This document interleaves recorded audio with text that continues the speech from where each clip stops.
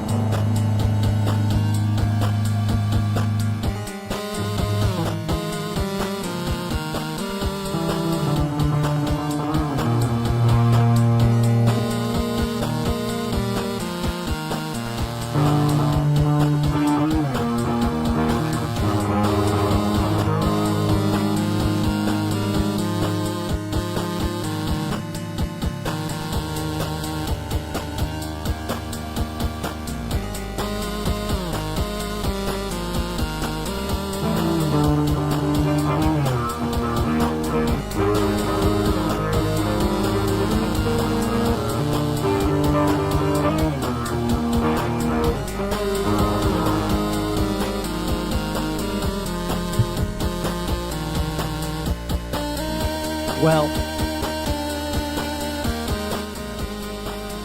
I was gonna play that as the intro, but I don't think that I have the tone correct, which fucking sucks. 1 second.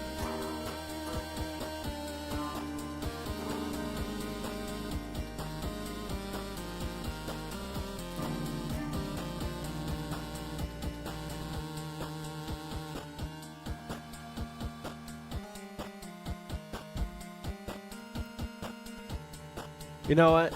Fuck it. We'll start over, alright? We'll start over. Whenever I hear this song, I just feel the need to play it, you know? Oops.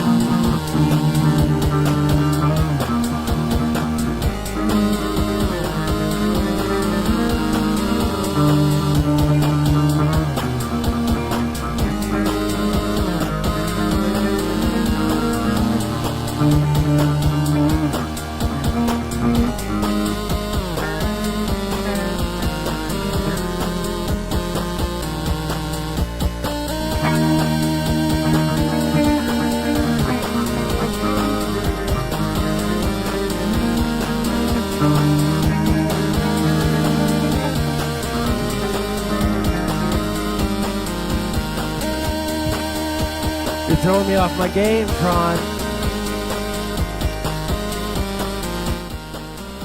You can't just bring up the copyright strike as some sort of thing while I'm in the middle of fucking playing my guy. My guy, what the fuck? Scaring the shit out of me.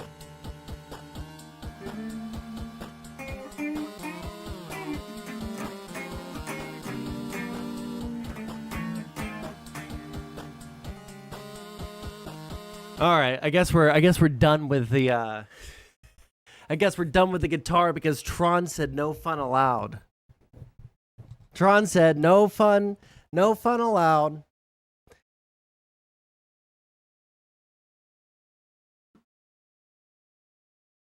It's an original song and it doesn't sound like anything that's ever been made.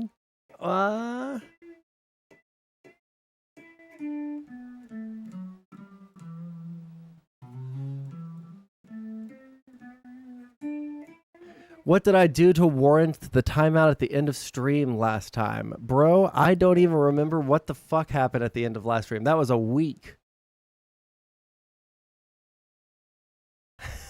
I need to pull out the guitar in the middle of a debate. Listen, I'm trying to figure out, damn, why the fuck is my camera so centered over there? I can't even do anything. Having a serious debate with someone and just like pulling out a guitar.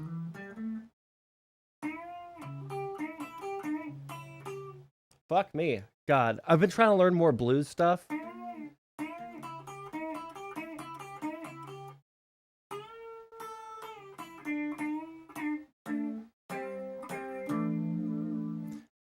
But the bending and the cool little licks that you get out of blues are just so fucking hard.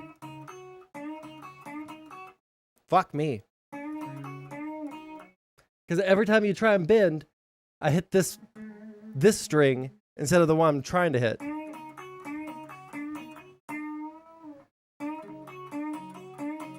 See?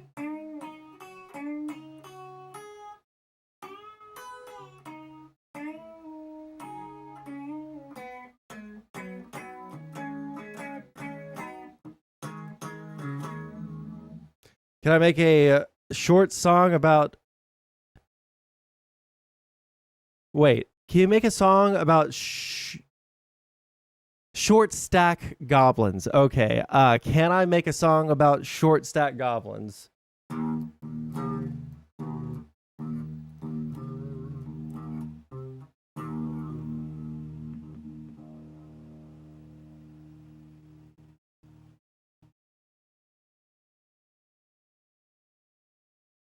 Get a tasteful amount of chorus and reverb. Let's see if I can.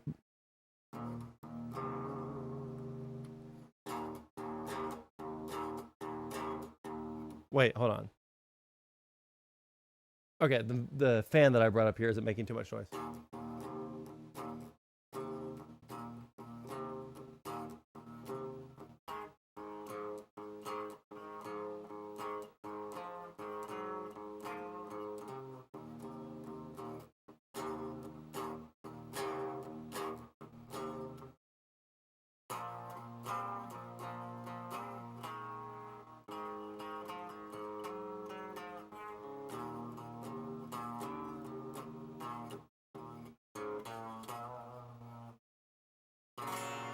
Oh shit.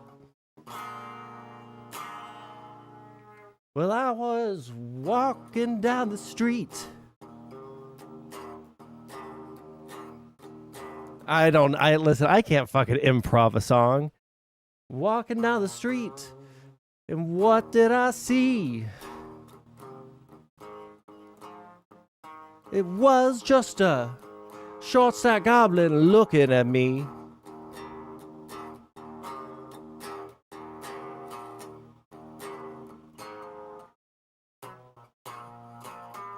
No, I can't. I can't fucking do a improv song. I'm not good at improving.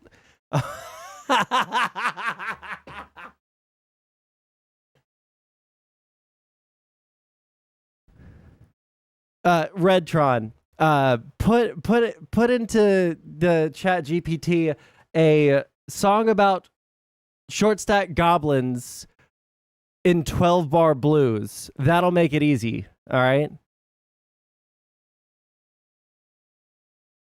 I'll see if this works. I'm a short stack. I'm a goblin man with a heart that beats for the ladies of this land. I don't discriminate. I love them all. But when it comes to the best, it's clear as day. That doesn't rhyme.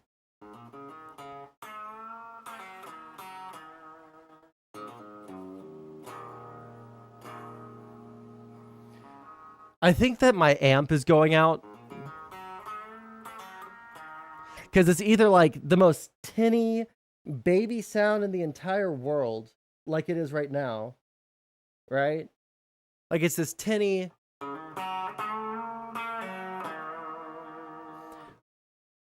And then there's no in between that and like.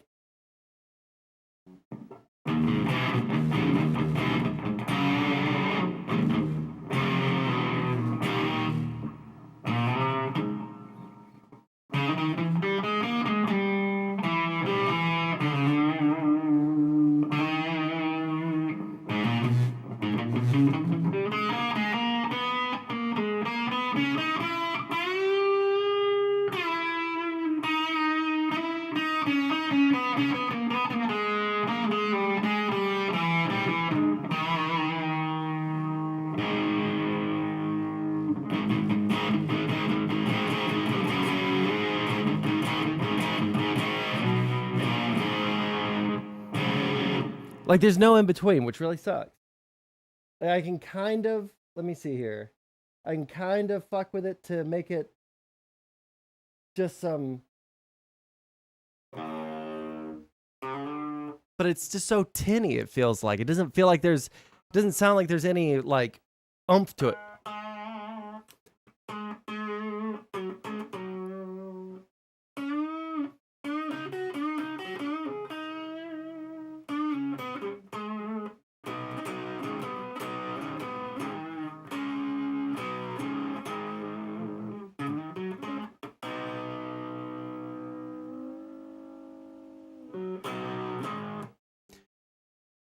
Thing is, the reason I take so many of your political views as unserious is because you don't criticize Republicans or mainstream conservatives from an even remotely based framework. What does that mean?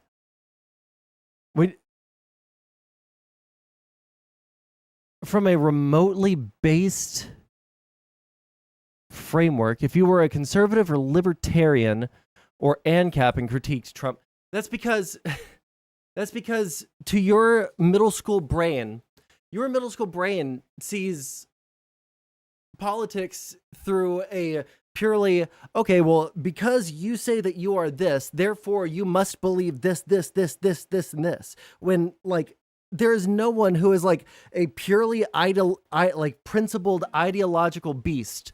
There's just like no one in the world that's like that outside of extreme grifters.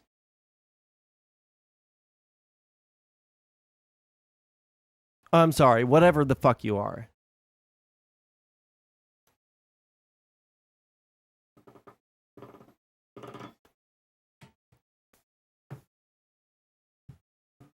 Why aren't you an enemy of the regime? Man.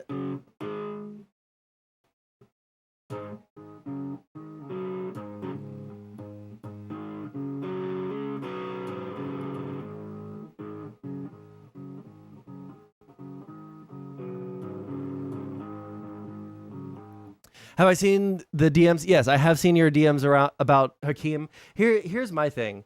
I might be aging. I've talked about this recently. I might be aging out of like responding to commies. I might just be. It feels like right now where I'm at with my whole political journey, whatever the fuck you want to call it, is I have learned too much to give any credence to the ideas or ideological positions of people who will never gain power in this country, who don't have any solutions for the problems that are happening in this country. Like I find it really difficult to care like at all. I find it really hard to like what I'm interested in right now and what I've accidentally stumbled myself into looking into in my own time is just the rise of authoritarianism from the year 1900 to, you know, the fall of Nazi Germany through the Soviet Union, and like looking at the parallels to how it works today. And that's really interesting to me. But like the historical fucking arguments about like whether Poland was like a capitalist, you know, coup to bring about the end of Mother Russia, like they can sit there and write fan fictions all day long about why the Soviet Union failed and why it was based and all of this shit. Like that's totally fine. Hakeem lives over in fucking Baghdad, right? He's not coming anywhere near my country. There's like not enough people that watch anything even remotely related to Hakeem in the United States to affect any amount of fucking change. And so I find it really difficult, especially recently, to care about that. The more that I am like getting close to finishing my degree with political science, the more that I learn about the political processes and, you know, voting demographics and, you know, stuff that actually affects, you know, the way the world works. The less that the less amount of care that I can put towards anything that someone like Hakeem says, or like the what's his fucking name? The other YouTube tanky. Like Bad Empanada. That's his fucking name. Yeah. Like it's not that it shouldn't be pushed back against, because it ought to, right? We shouldn't have people just like spreading mistruths, but I can only learn so much about so many topics at a time. And bro, I'm not gonna lie, learning about the fall of Soviet Poland is just not high on that list, you know. I argued with a President Sunday fan who said the Holocaust wasn't state policy. Where?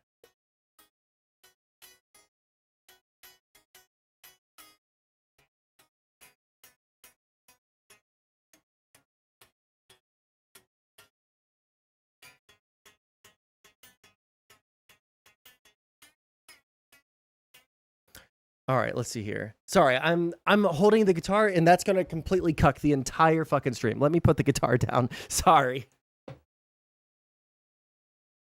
Ugh.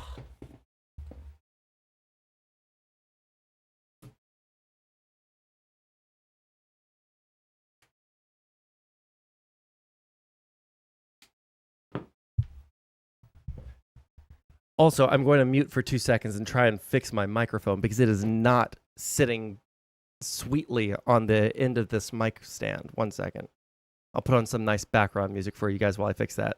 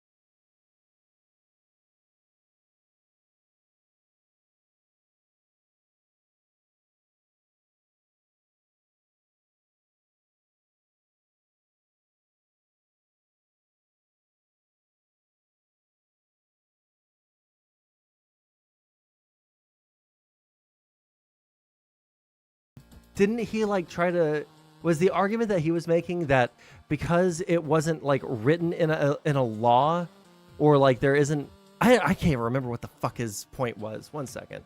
Here, let's go to the regular fucking President Sunday.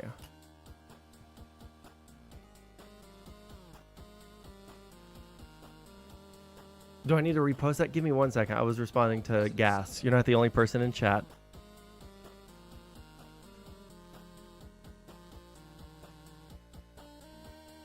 How long ago was that?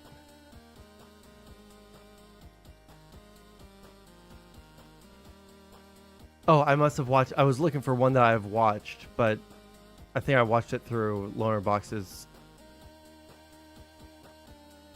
channel.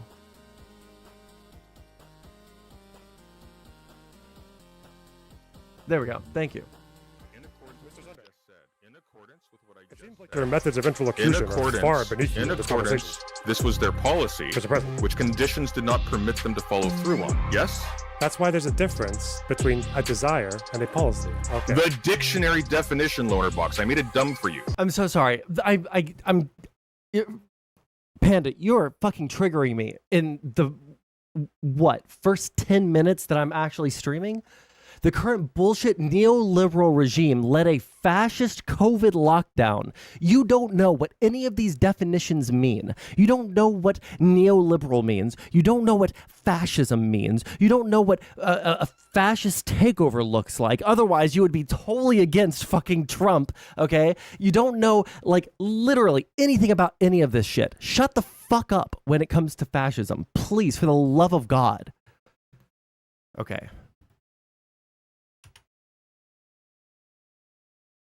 A desire and a policy. Okay. The dictionary definition, Loner Box. I made it dumb for you. Policy, a course or principle of action adopted or proposed by a government, party, business, or individual.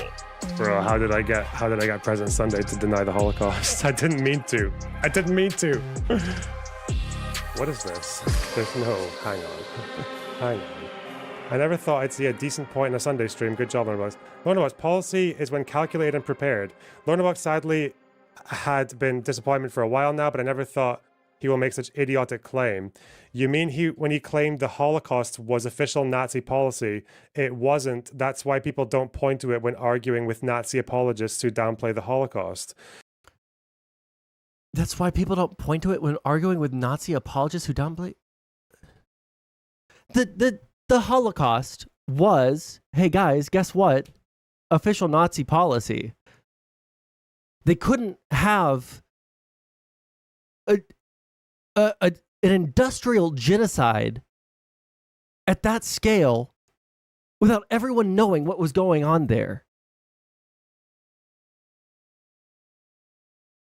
Yeah, I ignored the rest. I didn't read the rest of what you said, Panda, because you calling things fascist is just like how fucking retarded it is when every single fucking left-leaning or like lefty or socialist person says that, cut a liberal, a fascist bleeds. Like, you're literally the same fucking thing, but on the other side. I know more than you. Shut the fuck up.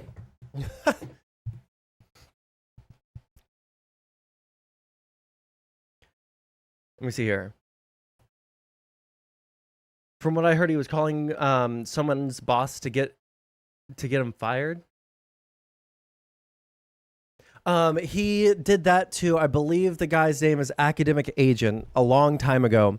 The Academic Agent guy was like a run-of-the-mill, I don't know, anti-SJW. Like, I don't like the people with the pink hair. I don't like I don't like the feminists and all of that. He was basically just like a radical anti-feminist. And because I can't remember exactly what Sunday says that the guy did. But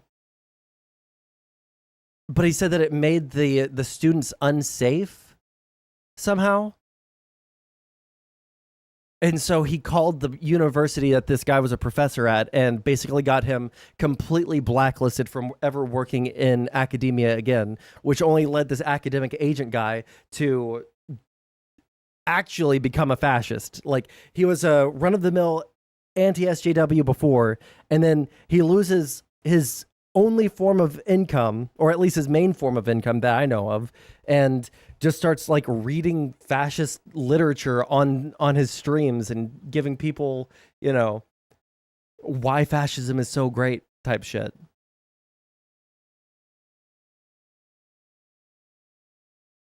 And then he's like, I mean, the first time I got banned off of Twitch, or not the first time I got banned, like the first big ban that I got on Twitch was because of him and his community, so. How do you know more than me? Because I'm 28 and you're under the age of fucking 18. That's the first point. I'm the one who's looking into Kierkegaard and Nietzsche and Hannah Arendt and Ayn Rand and Jordan Peterson and shit, not you. First off, I looked into those philosophical topics when you were in middle school, okay? Like, you get offended when I say that, oh, your middle school brain. I was looking into those things when you were in middle school. I've taken actual college courses on philosophy. I have literally taught myself educated myself on different aspects of philosophy. It's just that you have a fetish for knowledge, right? And I look for knowledge so that I can apply it to my everyday life. That's the difference between you and me. You can read all the Kierkegaard, you can read all of the Nietzsche, you can read all of the fucking philosophers in the entire world. You can read every single one of their books front to back, literally every single day of the week. And it still does not make you smart.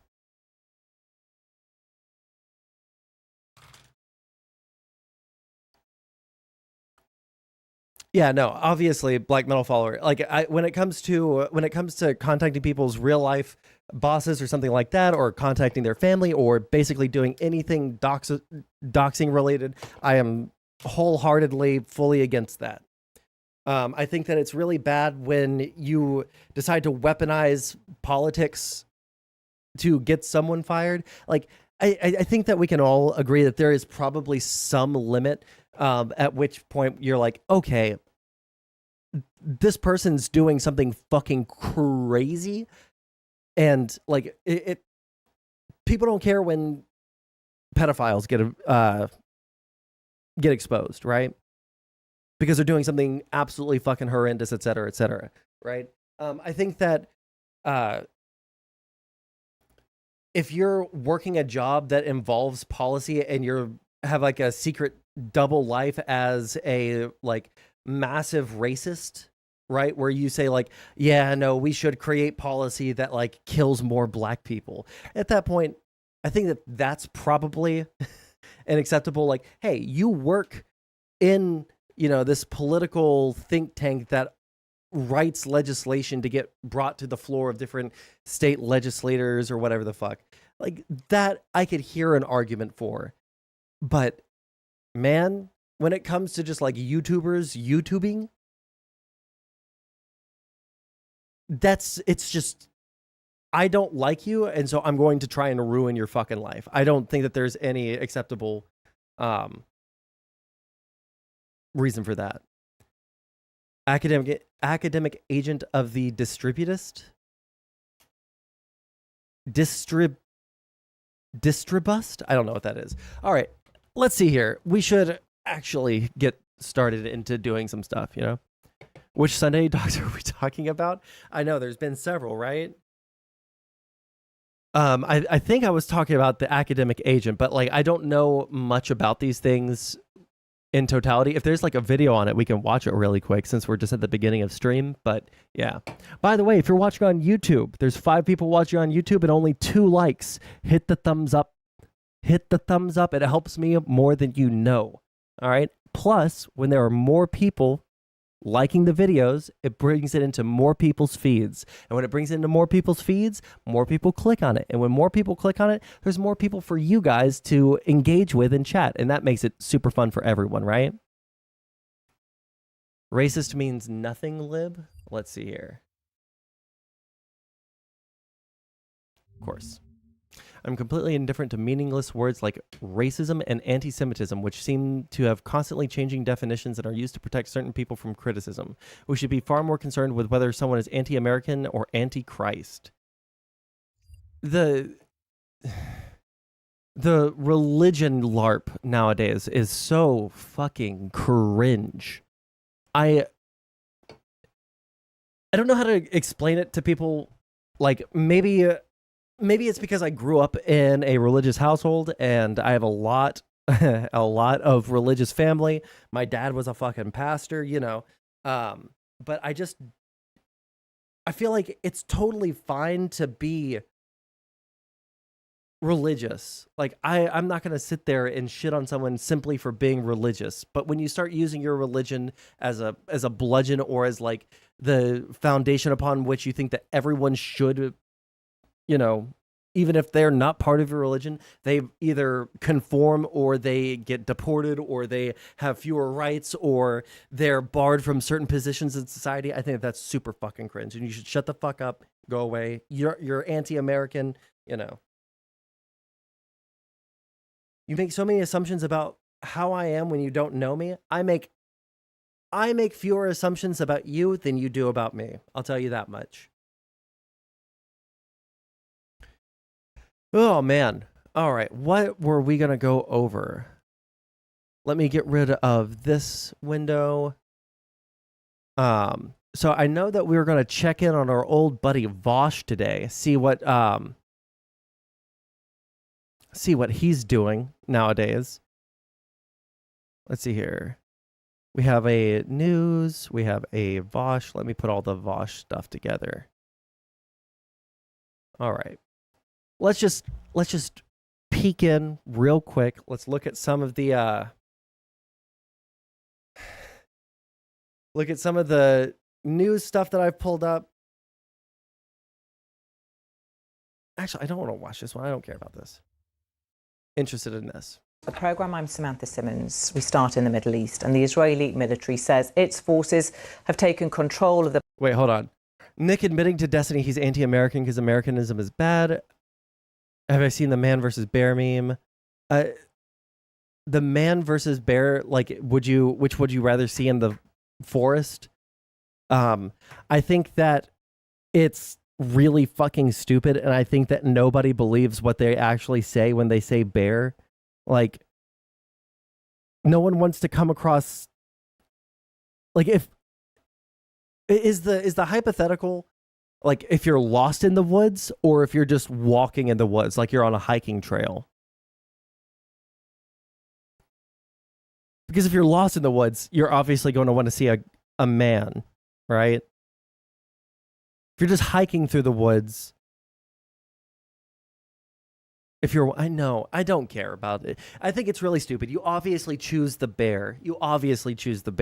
Bears are bigger. Bears are stronger. They can help you hunt. They can keep you warm during the winter. Why the fuck would you choose a man who is weak and frail and requires, a lot of your food rations that you should be eating?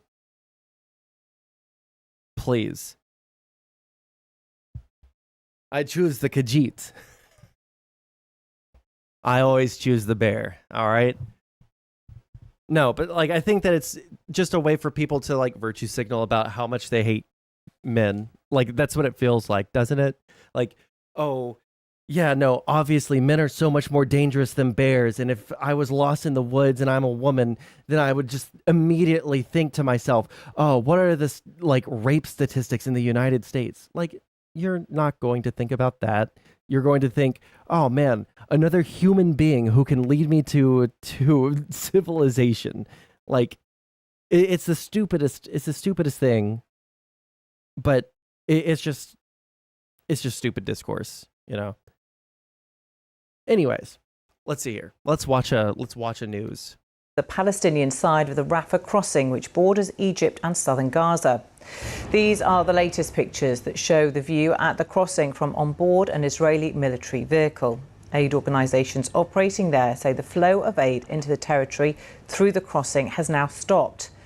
Israel continued to bombard Rafah overnight after rejecting a ceasefire proposal which was put forward by international mediators and agreed by Hamas. Israel says the plan doesn't meet its core demands. Israel is though...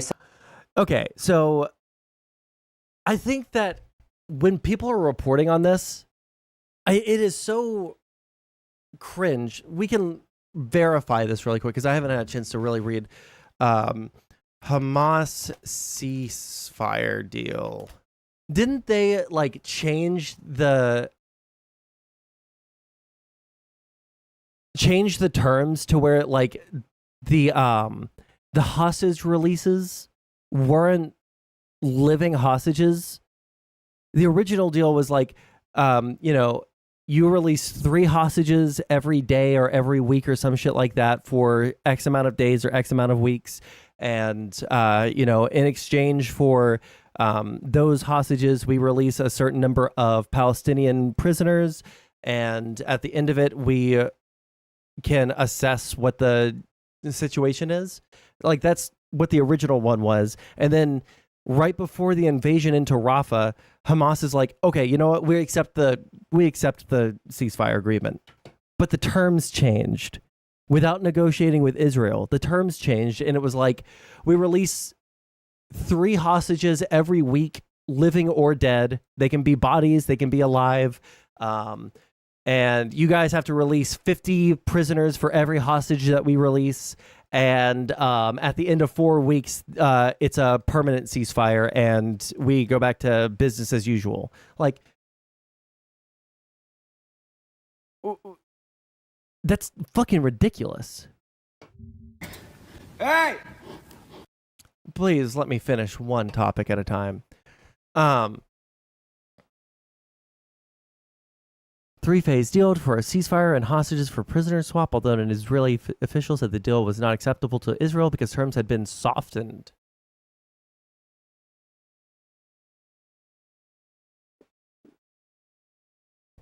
Let's see here. United States, which alongside Qatar and Egypt, Qatar, I don't know how to say it, has played a mediation role in the talks, said it was studying the Hamas response and was discuss it with its Middle East allies.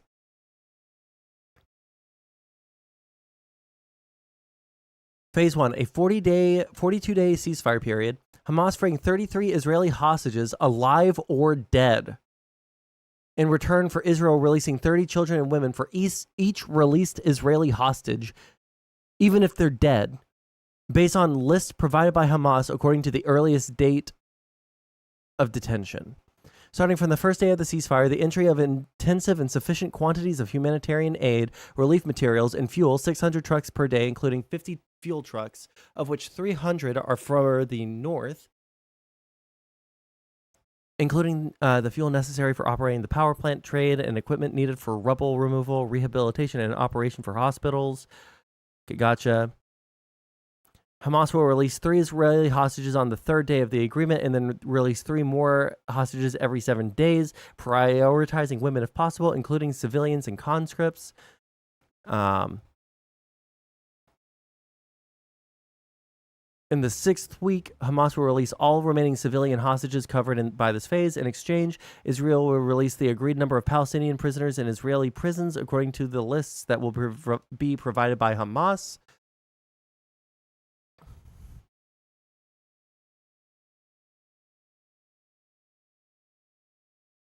Cessation of military flights over the Gaza Strip will take place for 10 hours per day and 12 hours on the day of releasing the hostages and prisoners.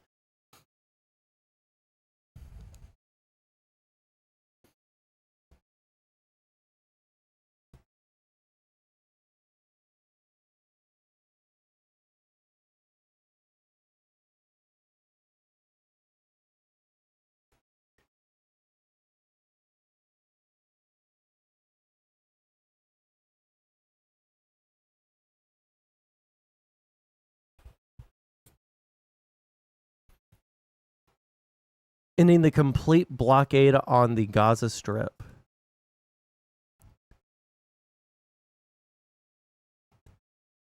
So here's my thing. On one hand, I almost think that Israel should take it, but I think that the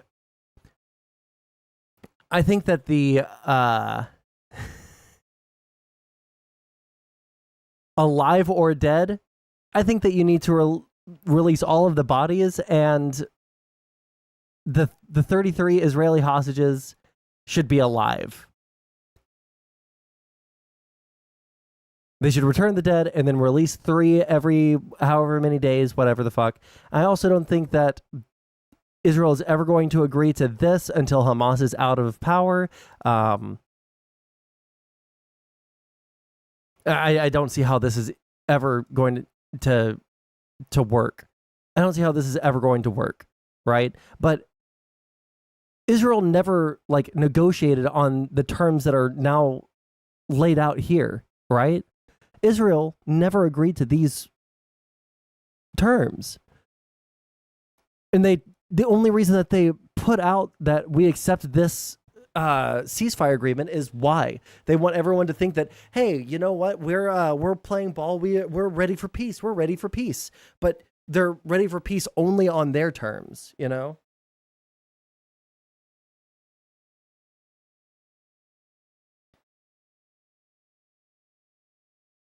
Oh God, what are you linking me in Kick Chat? Why? You know, I'm not going to click any more links. We're watching Hello this. and welcome to the programme. I'm Samantha Simmons. We start in the Middle East, and the Israeli military says its forces have taken control of the Palestinian side of the Rafah crossing, which borders Egypt and southern Gaza. These are the latest pictures that show the view at the crossing from on board an Israeli military vehicle. Aid organisations operating there say the flow of aid into the territory... I'm open to links. I just want to finish one topic at a time. Jesus. ...through the crossing has now stopped. Israel continued to bombard Rafah overnight after rejecting a ceasefire proposal which was put forward by international mediators and agreed by Hamas. Israel says the plan doesn't meet its core demands. Israel is, though, sending a delegation to... Now, what I'm super interested in is I just don't like the framing, right? Like, on one hand, I think that they should immediately try to negotiate some peace talks, right? But you can't say like, oh, well, we'll release, 3 hostages per week, and some of them will be alive and some of them will be dead. Like, I don't think that that's... Release all of the fucking prisoners, please. Please release the hostages. The framing of this is such that it makes it look like Israel is like being ultra belligerent even though Hamas is surrendering. But that's not what they're doing. It's just like a PR move. So I'll be interested to see if they like comment on that, but I just don't think that that's a good framing for journalism. Indirect talks in Cairo. Well, we've had this update from our correspondent Fergal Keane in Jerusalem. They haven't had reason to dance for a long time, but they haven't forgotten how. Even amid uncertainty about Israel's position, hope springs. And see, like, fuck Hamas for giving these people false hope when they're putting out a peace deal that Israel will never agree to, right? They're putting out a peace deal that Israel will never agree to because of the special little, things that they added in there, the ending the complete blockade on the Gaza Strip, allowing Hamas to be in control, and then releasing hostages, some alive, some dead, instead of just giving the bodies back to Israel and releasing the hostages. Like, I understand why you would, from the Palestinian side, you would want to release them. Here's a little bit. Let's make sure that you're going to hold on, hold to the agreement because we still have hostages, right? But like, commit to releasing all of the alive ones first, at least.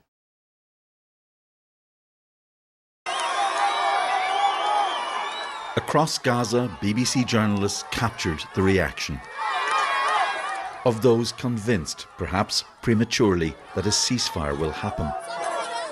The feeling is indescribable. We're so happy we're going back to our home in Gaza City. We're refugees from the north and we fled here, this young man says. We're so happy there's a ceasefire. Israelis are still absorbing the news. It came late on one of this society's most important days, when across the country sirens bring the nation to a halt in memory of the dead of the Holocaust. A day of reflection in a country traumatized by the Hamas attack last October. Tonight on the streets of Tel Aviv, those who believe healing that trauma can begin with a ceasefire deal and the release of Israel's hostages. We expect from the Israeli government to take this deal to save all the remaining hostages who are still alive. But after 7 months of a war in which Israel's army pledged to destroy Hamas, a ceasefire deal that fails to accomplish that risks breaking Israel's wartime coalition government. Israel will send negotiators to talks but won't stop fighting yet. Like, they should negotiate for a ceasefire. They should. But I don't think that a ceasefire is going to happen until it is blatantly clear that they're going to release all the living hostages, they're going to return the bodies of the dead hostages, and Hamas isn't going to remain in power. And to be honest, once those things are fulfilled, once those conditions are placed and accepted, I don't see a reason to hold on to the blockade. I don't see a reason to hold on to, like the extreme restrictions that they've put on Gaza. Again, my position throughout all of this has been, I have extreme sympathy for the people in Gaza. I have zero sympathy for Hamas. I think that Hamas is the worst actor here by far, followed very, very closely behind by Netanyahu, who is doing everything that he can to ensure that, like, literally none of the hostages come back alive. Like, let's be honest. It's political suicide for him to not get any of the hostages back, but it's also political suicide for him to acquiesce at all to Hamas. So he's caught in a little bit of a bad spot, but like, also, fuck you. Like, you have all these hostages over there. You have all these hostages over there that it doesn't seem like you've done a very adequate job of bringing them back home. there are plenty of ways that you can, in good faith, try to, begin the, drawdown of military campaign, but you just don't do it. We examine every proposal very seriously. They would back off if Gaza changed to a more moderate regimes and stop terrorist actions. Right, but that starts with Hamas leaving and then Israel taking a softer approach to Gaza once Hamas is gone. That's my feeling on things. I don't think that's stopping. I don't think that there's any path out of this with Hamas still in control, guys. I'm sorry. And we review every possibility on the issue of negotiations and the return of the hostages to their homes as quickly as possible and as a central task. At the same time, we carry on with our operations in the Gaza Strip and will continue to do so. The people of eastern Rafah woke to leaflets telling them to evacuate. Many have been displaced before, but still they were told to leave. Everyone, no matter how old, how young, or how vulnerable. I'm sorry, this is going to seem really heartless. This is going to seem really cold, but like we've seen a lot of Palestinians from these refugee camps. I just don't see the I don't see a bunch of like starving people. The starvation memes where people are saying that they're on the verge of famine, everyone's starving, people don't have, I totally believe that it's hard to access, some things sometimes, but these people do not look like they're starving Across to death, Gaza, right? BBC journalists captured the reaction of those convinced. Like, do you see like extremely gaunt, dying people? It sounds super fucking heartless, but man, Jesus. Perhaps zone, or how vulnerable. ومعنا صغارنا واطفالنا ومرتي وامي والعيله وكلنا والله ما احنا عارفين نروح مش عارفين وين نروح. Go away, To go Al away, go Mawasi, away. Israel says, and other desolate places beyond Rafah. The so-called humanitarian zones were to be expanded, but they've never been safe from sickness, hunger, or war. This is the aftermath of raids on Rafah last night. People hope these may have been some of the last airstrikes if the ceasefire can be made to work. News of the Hamas announcement was still hours away.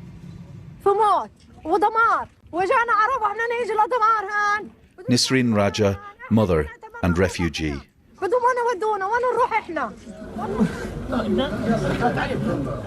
For 7 months, this has been the daily reality. Hani Ashtar, an orphan, grieved by his relative Reem. His family was killed during the war, she says. Even he was killed. So many here are grieving and exhausted. Late tonight, Israel attacked eastern Rafah, where they told people to leave. Celebration had turned to fear, and the hope that tomorrow might bring peace. Fergal Keane, BBC News, Jerusalem. Let's show you the scene live in Rafah right now, where we can smoke rising into the air there. This comes after the Israeli Defence Forces said it does have operational control of the Gazan side of the Rafah crossing, following the announcement that the IDF was having targeted strikes against Hamas in eastern Rafah. While in the past few hours, the military have said that their forces were scanning the area after launching this ground and air operation in parts of eastern Rafah on Monday. This is, as we know, diplomatic efforts are continuing to try and achieve a new truce. Well, let's speak to Louise Wateridge from UNRWA, who joins me now from Rafah. Louise, welcome to you. Tell us what the situation is there right now where you are. Yeah, things are very tense here in Rafah. The last 24 hours have been a complete rollercoaster of emotion. Even the last few days, there was so much hope for a ceasefire. Anybody you speak to here, the last week, the last few months, every day, all they want to know is when there is a ceasefire coming. And it's what everybody has been hoping for. So to wake up yesterday morning to the devastating news that leaflets had been dropped and an evacuation order was in place, it really spread a lot of fear across the community. I'm currently in Western Rafah, but across Eastern Rafah, people started to move. But even outside my window, I was able to see people starting to take down their makeshift shelters, start to pack up and start to leave Rafah. So there's a lot of fear spreading. Throughout the day, you could see more and more people starting to move, starting to leave. And then last night, out of seemingly nowhere, for myself, the first I heard of it was screaming and cheering out of the window. I was completely overcome with emotion. Everyone around, you could see women and children hugging each other, crying, families coming together, just this outpour of relief that people have held for so long at the hope of a potential ceasefire. And then today, this morning, very subdued, very quiet. As the day has gone on, I've seen again more and more vehicles move out of the Rafah area as people are packing up their things and leaving. So there is a sense of fear and chaos now. Obviously, this is a minute by minute, hour by hour situation developing. But clearly people are hearing the situation at the Rafah border crossing and now deciding to leave once again. And tell us what the aid situation is like, because more aid had been getting in the past few weeks, hadn't it? What's the aid situation there now? So there is now no aid entering the Gaza Strip. The Rafah crossing is the biggest and the only entry that UNRWA, the largest humanitarian agency here in Gaza, has been using. And now there is no aid able to get in. And in addition to that, there is also no fuel. So fuel is really what the agencies need to run this massive humanitarian operation across the Gaza Strip. Fuel is what's needed to run the trucks to get the aid to the people who need it. Fuel is needed in the generators to run the hospitals and health clinics that are remaining and not damaged and destroyed. So without this fuel and without these aid supplies, the aid operation here is simply going to ground to a halt. What is the aid operation like at the moment? We continue to do everything we can. Our colleagues are providing services. UNRWA runs health centers across the Gaza Strip. Even in North Gaza, we have some very heroic colleagues. I thought that UNRWA was basically completely defunct at this point, no? Or is it because, did they end up getting funding again? Because a couple of months ago, they were found out to be massive, have massive infiltration from Hamas people, right?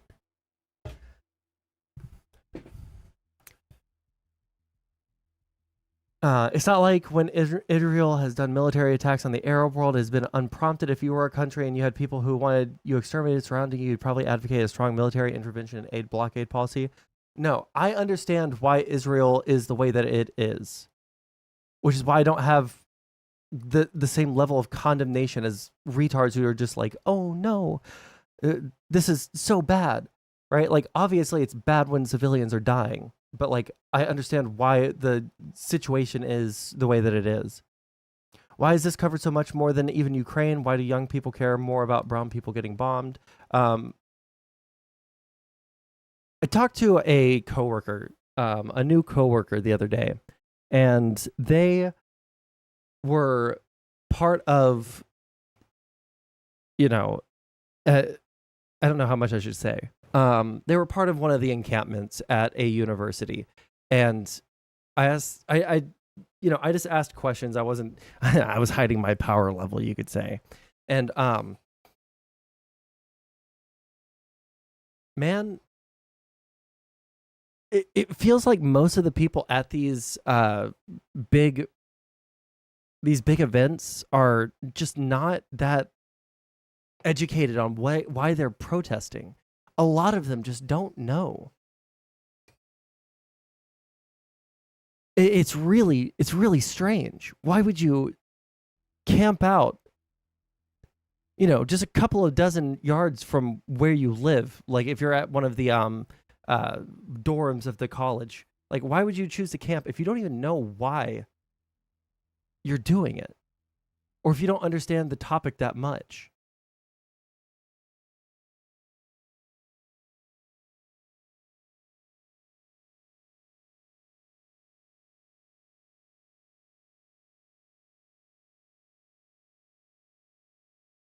I don't know why Uncle Sam hasn't just said Ukraine won't join NATO, will end aid and negotiate the Donbass, and beyond that, Russia backs off. Because that's acquiescing to Russia. And we don't have to do that because Russia is fucked. And they're continuing to fuck themselves with the sunk cost fallacy. Like, as bad as the ammo situation for the Ukrainians has been, guess what? It's also, outside of artillery, it's also really bad for the average Russian infantry soldier. Like, they don't have the necessary materials. There's videos that get posted on Telegram where they're trying to shame the leadership of Russia into doing something for them, to giving them some like basic food, water, shit like that. So yeah, there's like literally no reason for us to acquiesce to Russia when we know that Russia can't sustain this forever. Meanwhile, like, can Ukraine sustain it forever? No. But with the aid of, you know, the entirety of the West, they probably can.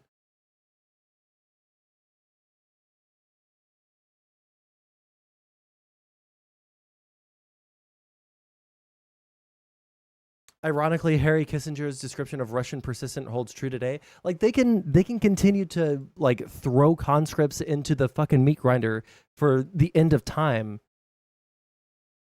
but it's not in their best interest to do that. Like, this entire war has been out of their own, like, outside of what should be their own self-interest.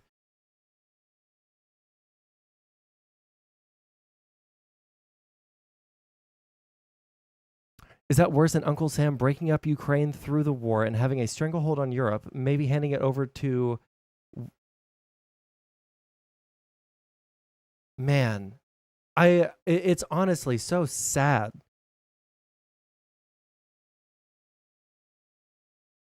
Reading the things that you put in my chat, it's blackpilling. It is actively making me have less faith in freedom of speech, watching the degeneration of someone that has the ability to be smart, but chooses to listen to people who are just conspiracy theorists.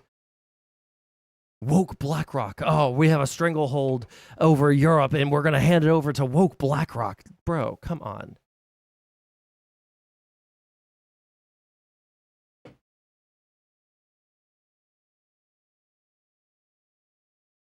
To be fair, we were all dumb at one point. I was never that dumb, I don't think.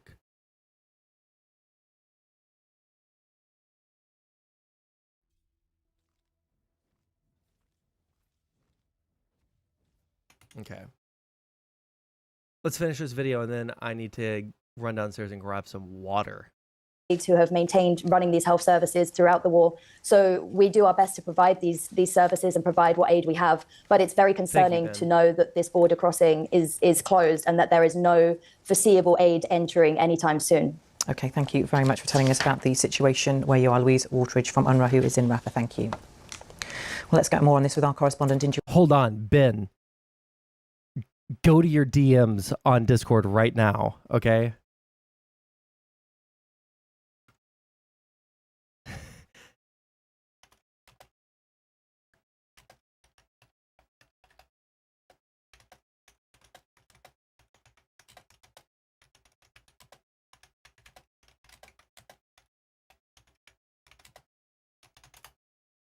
There we go.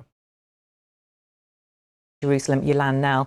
Yolande, welcome to you. What are the authorities there saying about why they've closed the crossing or taken control of this crossing between Egypt and Rafah, and about the IDF operation in Rafah? So the Israeli army has put out footage that shows these Israeli tanks rolling into this key crossing, the Rafah crossing between Gaza and Egypt. It says it's taken operational control there, and it's dealing, it says, with Hamas terrorist infrastructure, to use its language, in that area. It says it's killed 20 Hamas terrorists overnight, and that it has also found 3 tunnel shafts. And it's linking operations around this part of Rafah to the rocket fire that it says came from this area fired by Hamas on Sunday, which killed 4 Israeli soldiers close to the Kerem Shalom crossing, leading to the closure of that important crossing in the south of the Gaza Strip as well. Now, at the moment, when we're taking briefings from the Israeli military, they're stressing that this is a very precise, it's a limited operation. They're not putting a time frame on it. They said, too, that they are working to reopen the Kerem Shalom crossing as security allows. And tell us more about this potential ceasefire deal, which Hamas said it supports. Israel says it goes a long way from meeting its demands. We understand that unofficial talks are still going to take place today in Cairo. What more do we know about that? Well, at the moment, this ceasefire deal is really hanging in the balance because of the different positions. We had, that declaration from Hamas that was quite dramatic, saying it agreed to what the mediators had proposed. Israel coming out quickly and denying that this was the proposal that it had signed up to, saying that there were differences from its core demands. But we also have had, confusingly, some officials coming out and saying, no, this is actually very similar to the proposal that was put forward by Israel itself at the end of last month. It does seem really that the fundamental difficulty for Israel is signing up to any kind of phased deal of a ceasefire and hostage release that will ultimately lead to an end to hostilities, an end to this war, before, in the eyes of the Israeli government, it has achieved its war aim of dismantling Hamas in Gaza. It said that is necessary to have a victory in this war. All right, let's see here. What did you just DM me? The State of Russia in 2024 documentary. That's I'll add that to my watch later. I'm not watching a 58-minute video on the state of Russia today. All right, give me 2 seconds. I'm going to run downstairs. I'm going to grab some water, okay?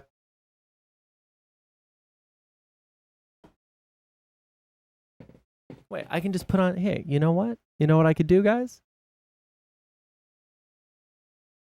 I can go here. I can...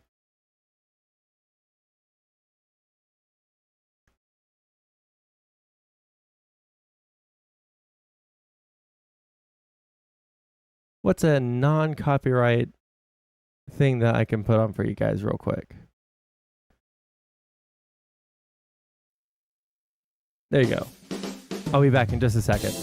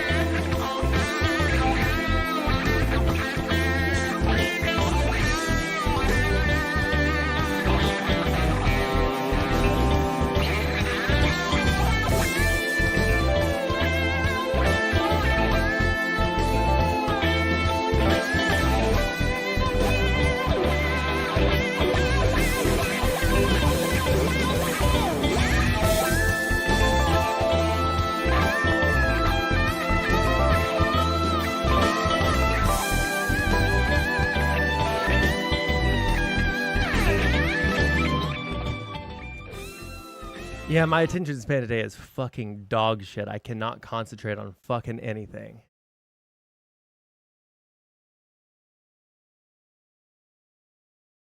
Putin was forced to invade Ukraine or he would be assassinated?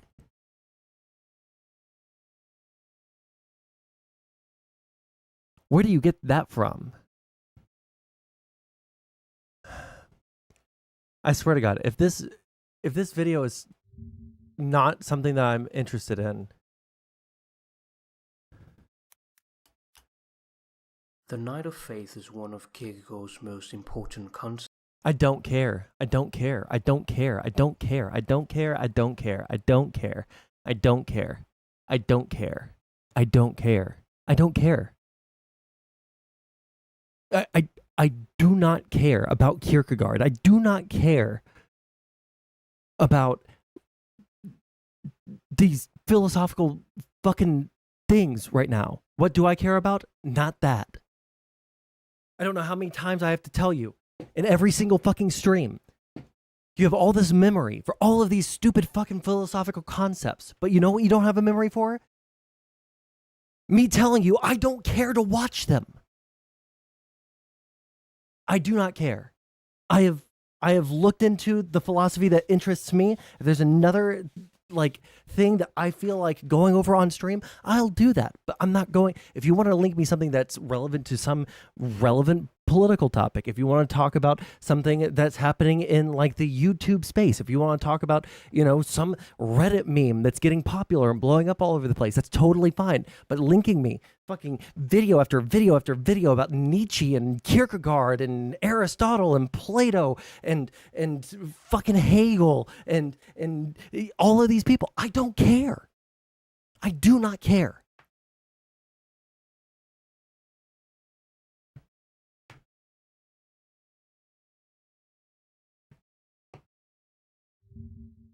I link me something if there's even if there's something to it, Tron, about the Putin thing.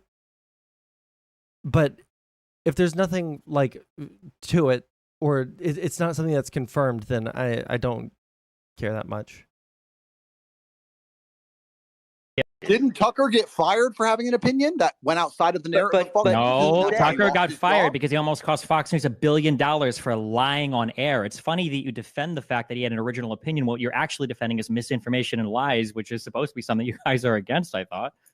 Which opinion was this? That's not what I heard. Tell me, please. The Fox News, the Dominion lawsuit. There were texts that were leaked from him where he admitted that he was lying on air about claims that Sidney Powell had made to him, and he was tired of lying to his audience about things about the Dominion. I don't understand why people, like, is this not like a well-known thing? Do people think that Fox fired Tucker for well, I asked that question when we know that people are going to find the most conspiratorial explanation for anything that they possibly can. Voting machines being rigged. Well, I don't know. That's you don't know anything because you don't read media. That's why you're out here saying things like they get marching orders from everybody. You don't know how any of these media companies are structured. You don't know where the teams get their information from. People that work in media are the most like social media hungry people in the universe. You think that all these people in all these networks across all these countries are getting fed the same marching orders and nobody's leaked anything? Tucker gets so smeared because he's an enemy of the regime. Tucker gets smeared because he's a loser who is bowing down to every authoritarian, like, despot that he possibly can. You get so mad about fascism when Tucker literally interviewed a fascist like 2 weeks ago.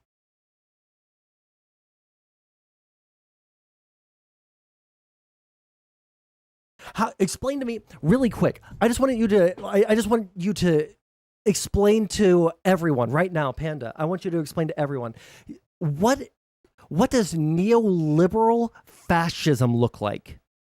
And how do these things not contradict each other?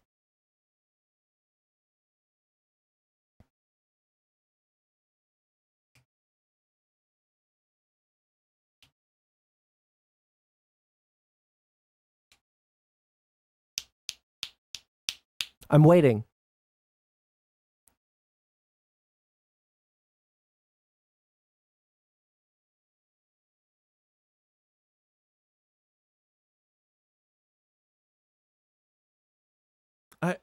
I feel like I'm talking to a chat GPT response bot. Or someone with schizophrenia. There's like no in between. You can't be a real person. I ask, what is a neoliberal fascist? And how do those two terms not contradict? And you say Rachel Maddow is a warmonger with Russia and wants Uncle Sam to enforce his monopoly of the dollar and vaccines mandated and shit. That is it. It's like it's like you're grabbing darts and you're throwing them at the wall, and there's a bunch of Post-it notes up there of like things that you can throw together, and then you just like add in the transition words. That's like literally it.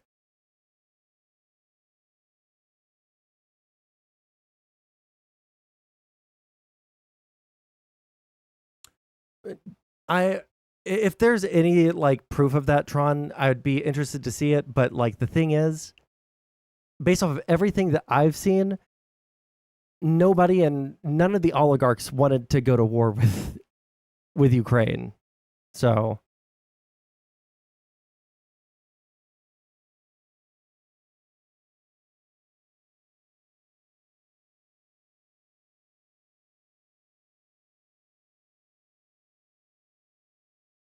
yeah, I don't think that that's how it works. No, I don't think Putin's afraid of being assassinated by the upper class, because while he is beholden to him, while he is beholden to them to a certain extent, they ultimately answer to him way more than he answers to them. He assassinates them on a fairly regular basis. They're more scared of him than he is of them. I guarantee you that. And all these networks across all these countries are getting fed the same marching orders, and nobody's leaked anything, nobody's complained about anything, nobody's said anything. And why do we think that mainstream media is any more insulated from these problems than alternative media is? You guys will make fun of the marching orders from mainstream media, but I bet every single alternative media guy in here is anti-vax, thinks COVID came from a bioweapons lab, thinks that Russia has a right to invade Ukraine, thinks that all the charges against Donald Trump are made up, thinks that we shouldn't be supporting Israel. Like, you guys have literally copy. When I say neoliberal fascist, I mean the modern Democrat establishment regime, not just economic privatization. That's not at all. There's literally no crossover with fascist ideology in the democratic regime. And like, also nice, just like lifting up your vocabulary from the stupidest fucking people in the entire world. Oh, the Democrat regime, the Biden regime, because I refuse to call him my president because he stole the election. And then he tried to force everyone to get vaccines to put nanobots into our brains that give us all autism. Like, man, you're so lost. He pasted the same opinions between every single one of you, and you guys are talking like an army of NPCs about how the mainstream media gives you like fabricated opinions. Like, it doesn't even make sense.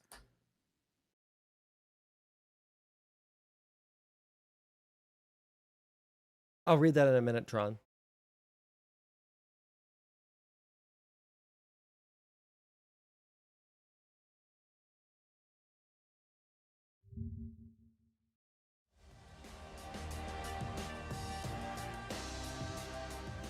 Hunter Biden is threatening to sue Fox News for using photos of the president's son that he argues are private. Hunter Biden's attorneys have sent a letter making several demands, including that Fox News issue a retraction or correction about allegations that the Biden family was bribed by a Ukrainian oligarch. Also demands that Fox News take down their 6-part series, The Trial of Hunter Biden, which features images taken from the now infamous laptop. The letter, which was sent on April 23rd, gave the network...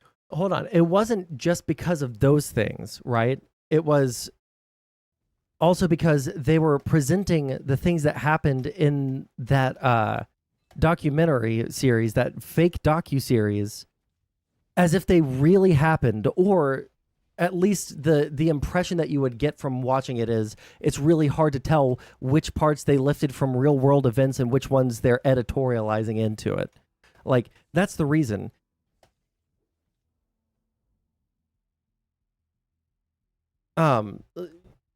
It's defamation. I don't know why people don't understand this.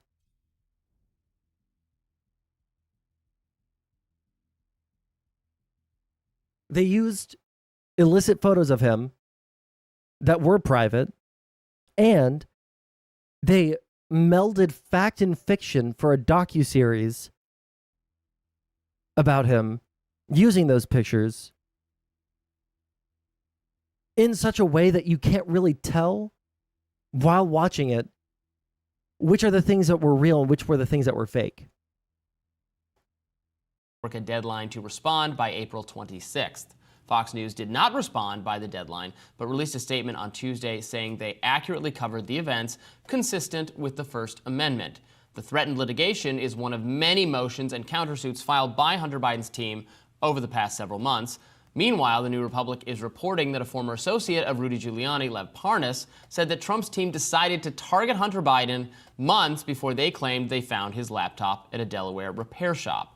In October 2020, 3 weeks before the election, the New York Post published a story presenting emails from that laptop alleging they showed President Biden's corruption. So, an interesting First Amendment. I'm so... If this doesn't show me fascism in some way, shape, or form, I'm never going to respond to you again until you read, like, some fascist theory. It's fucking Tim Pool.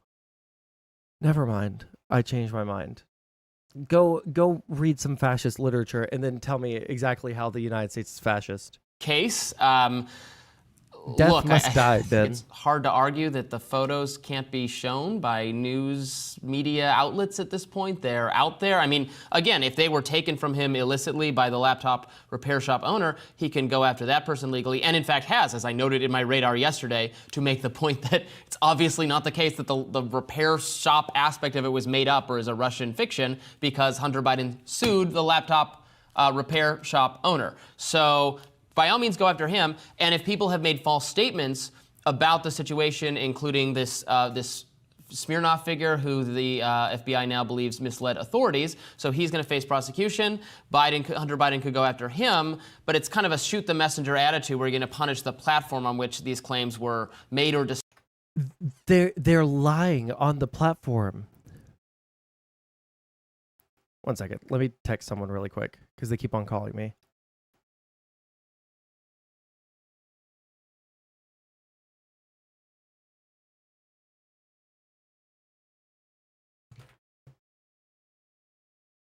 discussed. That's just going after legitimate news. It's clearly is or should be. No, it's literally not even news. It's literally not even news. It's a docuseries that they admit is false.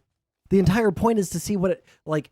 It's like a headcanon, like a fake trial of Hunter Biden using real world events and then fabricated events and melding them together in such a way to create a narrative for this docuseries. What would happen if Hunter Biden was put on trial, right? But unfortunately, they don't have any actual evidence that's come out in the real world, so they had to fabricate things while using real world events and the fake events to create a cohesive narrative for this fake trial that they're putting Hunter Biden on. It's not news. It's literally a work of fiction. But because it's not clear what is fact and what is fiction, he has a defamation suit on his case, or on his hands. And he's going through with it. Ought to be First Amendment protected. I think that's right. One of Hunter's lawyers, Tina Glandian, went on CNN yesterday, I believe, and was arguing that, or Monday night rather, arguing that there's no newsworthy purpose to this. 1 second. The United States is not fascist. Uncle Sam has done a lot of based shit protecting capitalism and freedom. Do you not believe that the control Uncle Sam embraced with the Fed and the COVID regime were reminiscent of authoritarianism that could be characterized as fascistic? Because when most people use that term, they were referring to authoritarian state tendencies. I don't think there's literally anything that the United States has done in my lifetime that could be described as fascistic outside of the Trump movement.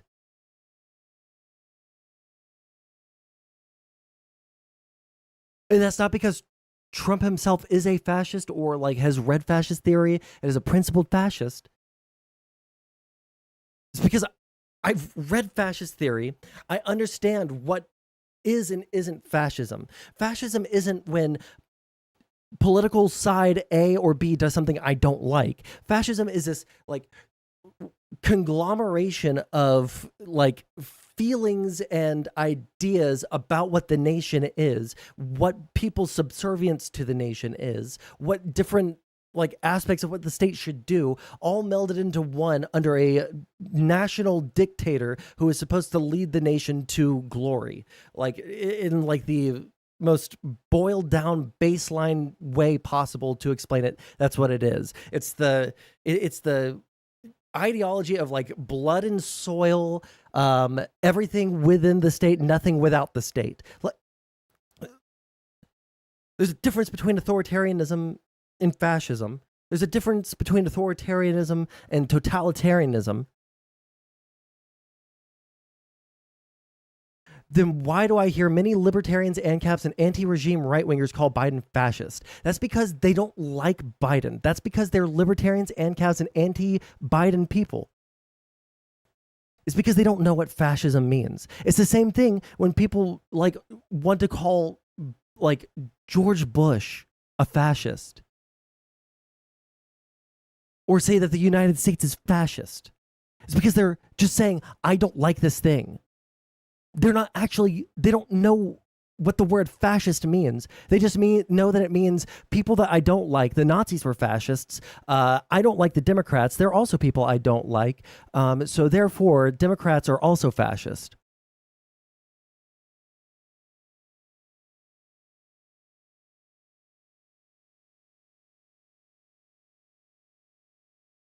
That's not the bar here. The problem is, one, it is newsworthy for a lot of people. That's a subjective judgment. Yeah. And two, Hunter Biden's a public figure. There's no allegation here that the pictures were inaccurate, that they were photoshopped, that it's AI, that this is a misrepresentation in any way. So your subjective belief that the value of this is minimal, or the understanding that the Trump campaign had an interest in digging up opposition, oppo research on its political opponent, that's not news. That's what happens in every single political race of all time. What your experience? Did she just say? Interest in digging up opposition, oppo research on its. There's no allegation here that the pictures were inaccurate, that they were photoshopped, that it's AI. No, nobody's saying that. They're saying that it's revenge. Like it would be classified under like the same arguments or the same legal doctrine as, what do you call it? Revenge porn.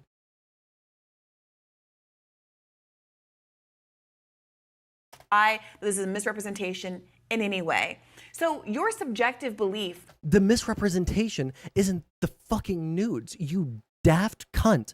I can't fucking believe that these people really exist. What is her net worth?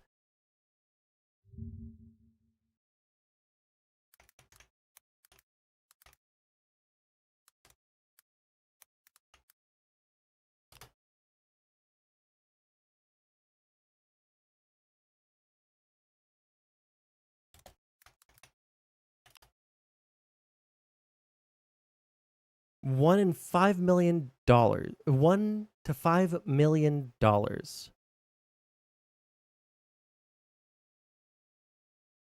$1 to $5 million. She has so much money. She has so many resources at her disposal, but she can't get the basic elements of what happened here correct. She has a team that puts together these news stories for her so that they can comment on them.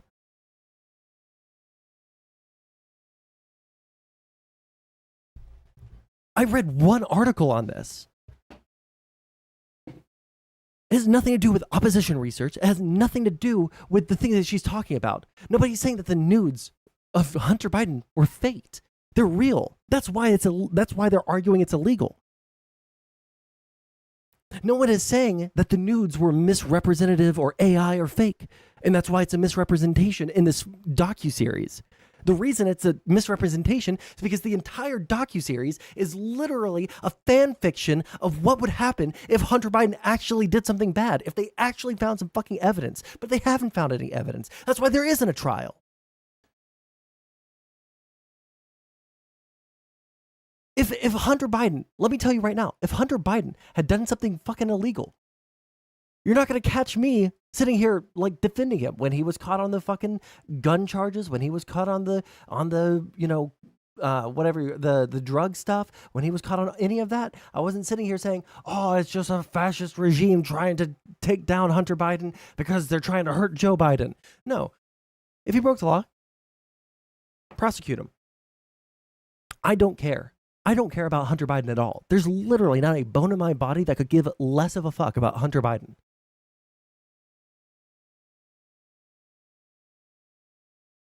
Prosecute him. Put out an indictment with evidence that you've collected, with witnesses that are credible, and go for it. But they can't do that. But they're still whinging and crying and pissing and coming and, crying tears of blood, trying to justify all of the fucking things that they're saying about the dude. But they won't just provide the evidence that they say is so easy to find. Show me the evidence. Indict him. I don't care. But don't pretend like there is an indictment. Don't pretend that there is evidence, because there hasn't been any found. That the value of this is minimal, or the understanding that the Trump campaign had an interest in digging up opposition, oppo research on its political opponent. That's not news. That's what happens in every single political race of all time. What you're experiencing is the unluckiness of having a candidate whose son has experienced some troubles and who also recorded a lot of those troubles and had that evidence on a laptop that he had abandoned, apparently. Okay, let's ask Brianna. Brianna, if you did illegal things and someone found a laptop that had the records of those illegal things, and you also just happened to have some very intimate pictures of you and your husband or your boyfriend or whoever the fuck that you're with, right, on there, do you think that that's now fair game for financial crimes, for all of your intimate photos to be released? I ask anyone in the chat right now who is a right winger, if tomorrow you were caught red-handed doing some white collar crimes, some financial crimes, you've stolen millions of dollars, and in researching or in investigating that, they found images of you jerking off to midget porn. Is that now fair game to go on all of the news networks? To have documentaries with fake information in them? Made about you with these videos added into it?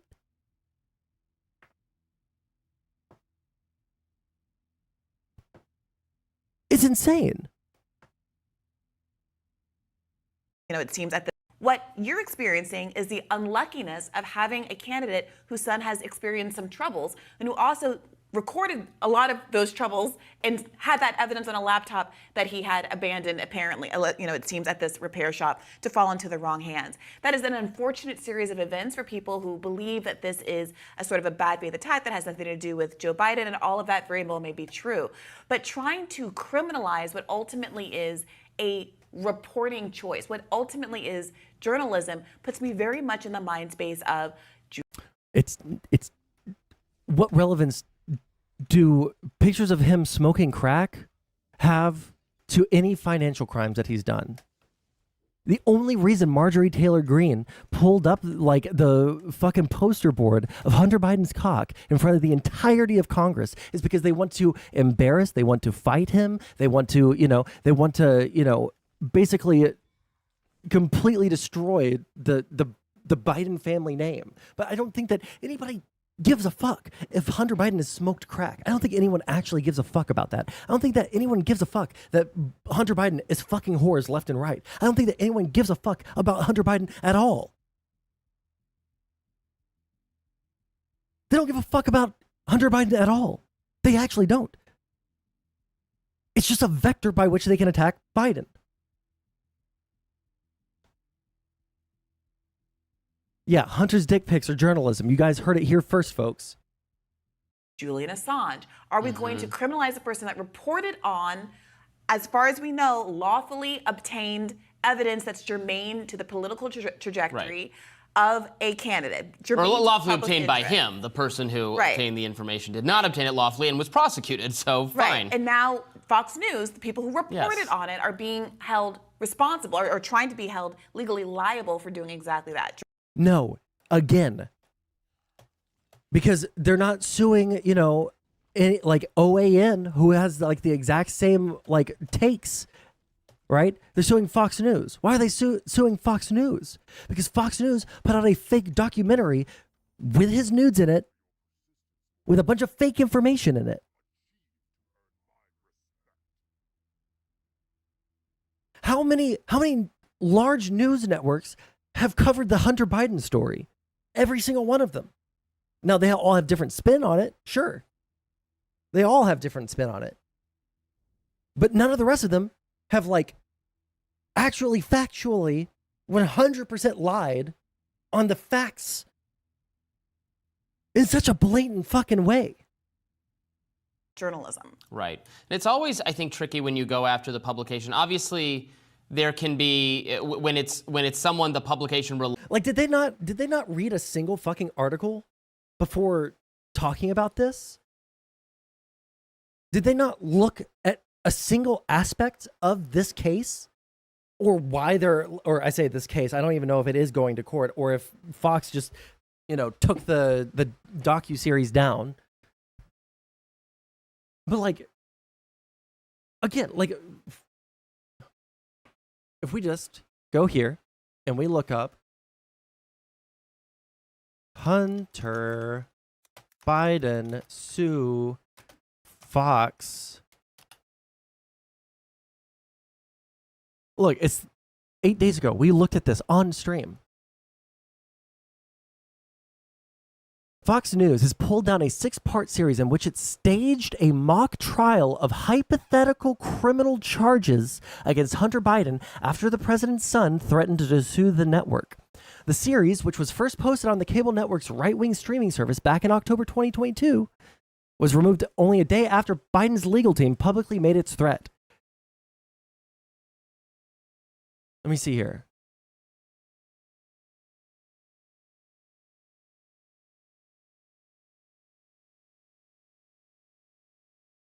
I want to see if this...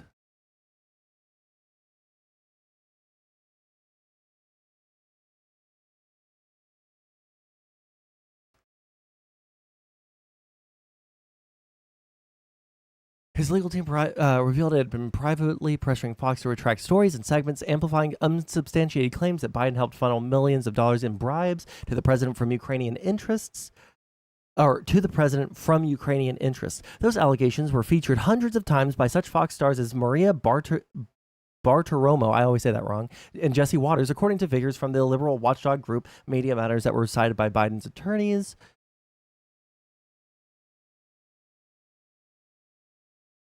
A key source of those claims about Hunter Biden now faces federal charges of lying to the FBI about those very allegations. The indictment stated that the source, Alexander Smirnov, had admitted that officials associated with Russian intelligence were involved in circulating the claims.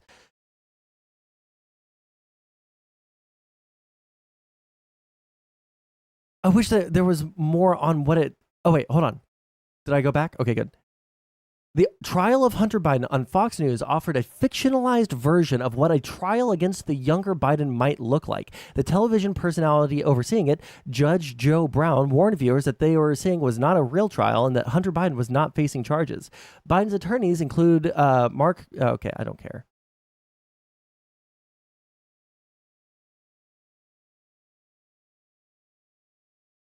In its statement, Fox falsely states that Hunter Biden was the subject of an investigation by Congress, which mischaracterizes the plain facts of his litigation and intentionally avoids telling their audience that their attacks on Hunter were based on an informant who lied. Biden's legal team stated, "We demand that Fox immediately retract and correct today's statement, which is the latest example of its relentless attack on Hunter Biden and a complete disregard for the truth."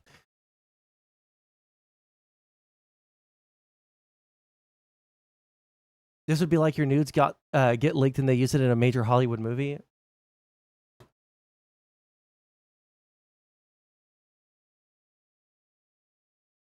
See, this is fascism? Shut the fuck up.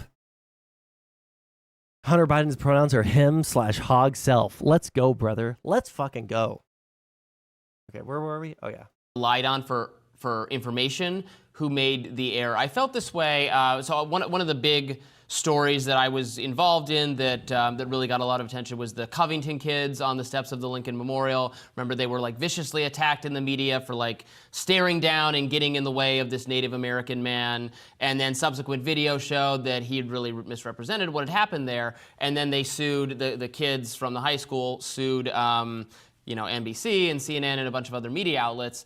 And while I did think those media outlets had gotten the story wrong based on what we saw in the later video footage, most of it was the Native American man who misrepresented the situation. He said he had been obstructed, that he couldn't move past because this guy had gotten in the way. And then when you saw the video footage, it was clear that was not the case. But again, the media outlet didn't make that claim. They said they had people come on and comment about this kid with allegations that could ruin his life. With allegations that could ruin his life. They platformed them. They didn't fact check it whatsoever. They 1,000,000 fucking % deserved that defamation suit. CNN, MSNBC, all the people that got sued. Guess what? Fox has also been sued multiple times for fucking lying. If you defame people or if you defame a company with the incredibly difficult to win cases on defamation in the United States, our laws on defamation are like pretty hard. You have to make a specific allegation, or they have to make a specific allegation about you, and it has to you have to prove damages.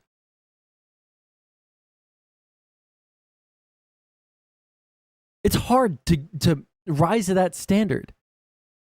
And Fox has been caught 4 times in the past 10 years, losing them well over $1 billion in the process. Why are we holding so much water for Fox News?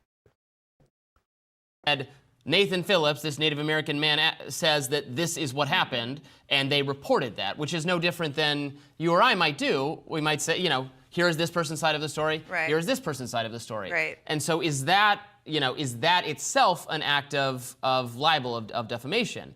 And then in this case, they ended up settling, and who knows what they would have ruled at trial. But I think that does start to get very tricky. If somebody lies about you, misrepresents you, you should be able to hold that person accountable. But for someone just recalling that, it seems tricky from a journalist. And remember, what happened with the Dominion lawsuit judgment was that because of those discovery disclosures, we had all of this evidence internally at Fox. They understood that some of the things that were being aired were not true. People, or that they didn't even believe it themselves, regardless of what you think the subjective truth of it is. That people behind the scenes were texting each other saying, she can't even fucking, she's so stuck with all of the anti-establishment crowd that if she said what she just said without that extra qualifier, okay, listen to how she changes it. That some of the things that were being aired were not true. People, or that they didn't even believe it themselves, regardless of what you think the subjective truth of it is. The subjective truth of it. Now, they were airing false claims, and they didn't even believe the claims that they were saying. Well, whatever subjective truth, whether it did happen or didn't happen, she's talking about the election getting stolen. She can't even say that the election wasn't stolen. She's a lefty. I hate these fucking like anti-establishment, like authoritarian people. I don't know how they do it, but they're anti-establishment and they're authoritarian. It's fucking crazy to me. Is that people behind the scenes were texting each other saying, Trump's an idiot. I'm going to be so glad when I don't have to cover this sort of thing, and trying to pressure Fox News reporters who offered contrary points of view on their social media in public to what the line of argument was at Fox News proper. This is a very different situation. And again, I'm concerned about the broader implications of this. I also wonder from a political perspective, what is the value of Hunter Biden raising this lawsuit? It almost felt like this particular issue had faded to the margins.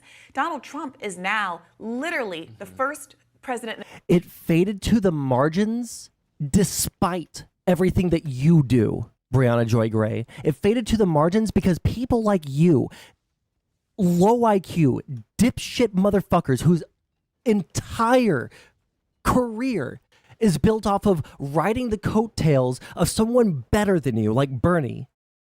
Riding his coattails until you get just enough of a name for yourself to continue grifting off of the anti-establishment fucking retard shit that you say on a fucking daily basis. The retard shit that you say on a daily basis.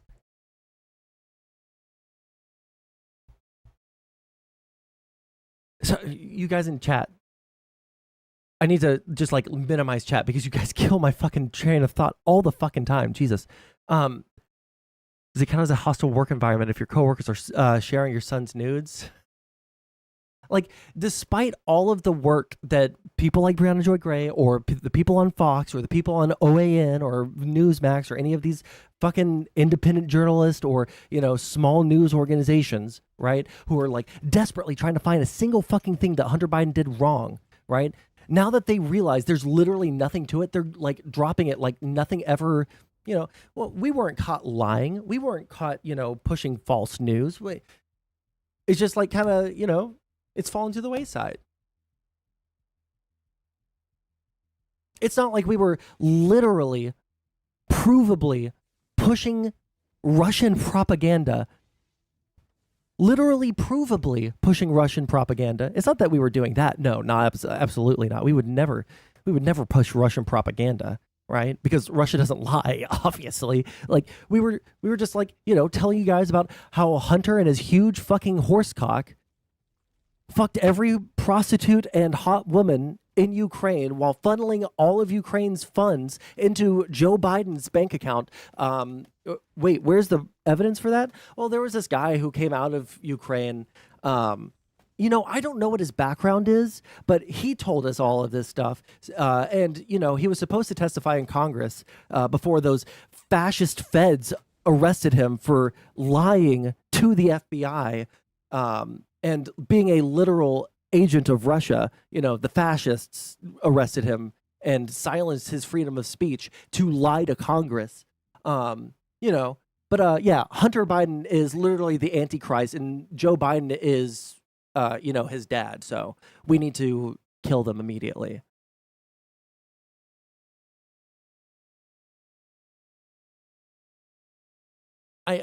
These people are scum. In American history, who's sitting and standing for his own trial right now in New York. And to divert attention from the actual candidate being prosecuted for alleged crimes and deflect it to draw attention back to the Democratic president's son who had a messy life, but who so far has not been tagged meaningfully with any actual criminal activity, seems to be a really bad misstep for the Biden camp. Why would you want people This isn't the Biden camp. This is Hunter Biden himself.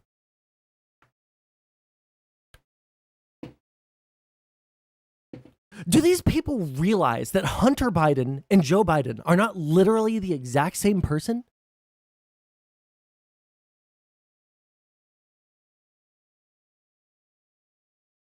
Joe Biden is not suing Fox News. Hunter Biden is. No one in the administration is suing Fox News. There's no connection. Hunter Biden is suing Fox News. I feel like I don't think I'm a smart person, guys. I actually think I'm a fucking retard. I think that I'm possibly like in the like perfect middle of intelligence. I don't think I'm particularly smart. I don't think I'm particularly fucking stupid. But you know what? It fucking boggles my goddamn mind that people like this, with all of the resources in the fucking world to tell you what's going on in the world, that can accurately tell you a series of events in the order in which they happen, and all of the players involved, they have the resources to tell you all of this. But they just choose not to.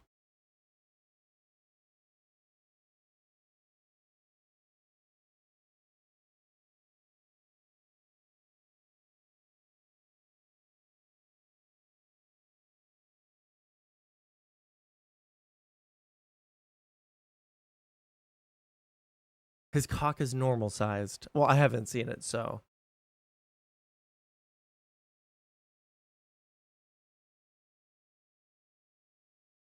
TikTok brain?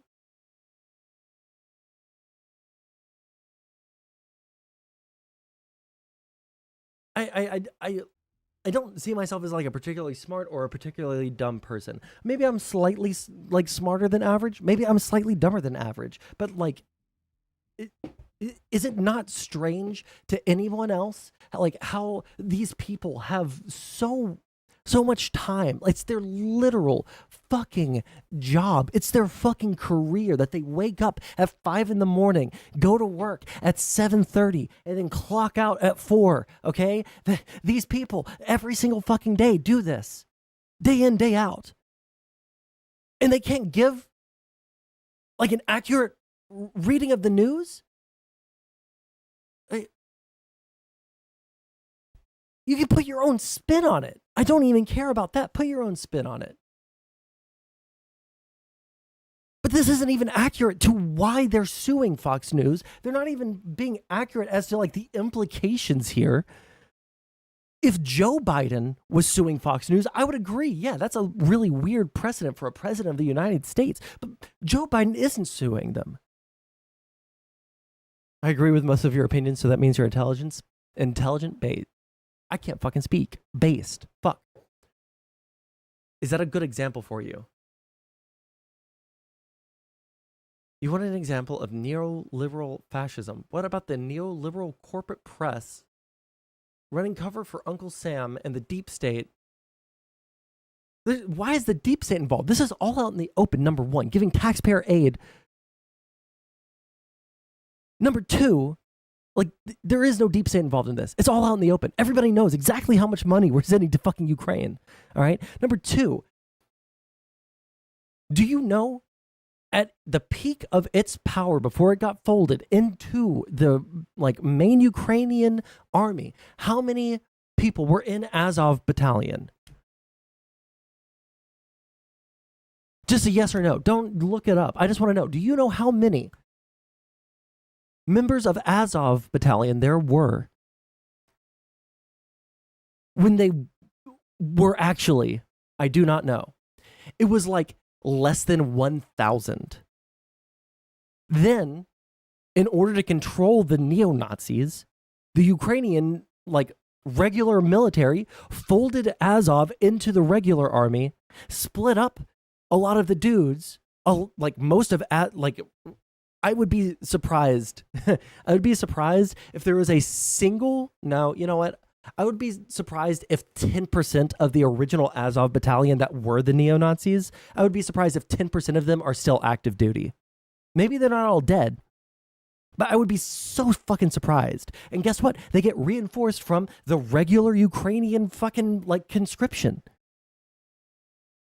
So if less than 10%, if we're being generous, 10% are still active duty, and they've been reinforcing them with regular fucking Ukrainian people, are they still a Nazi group?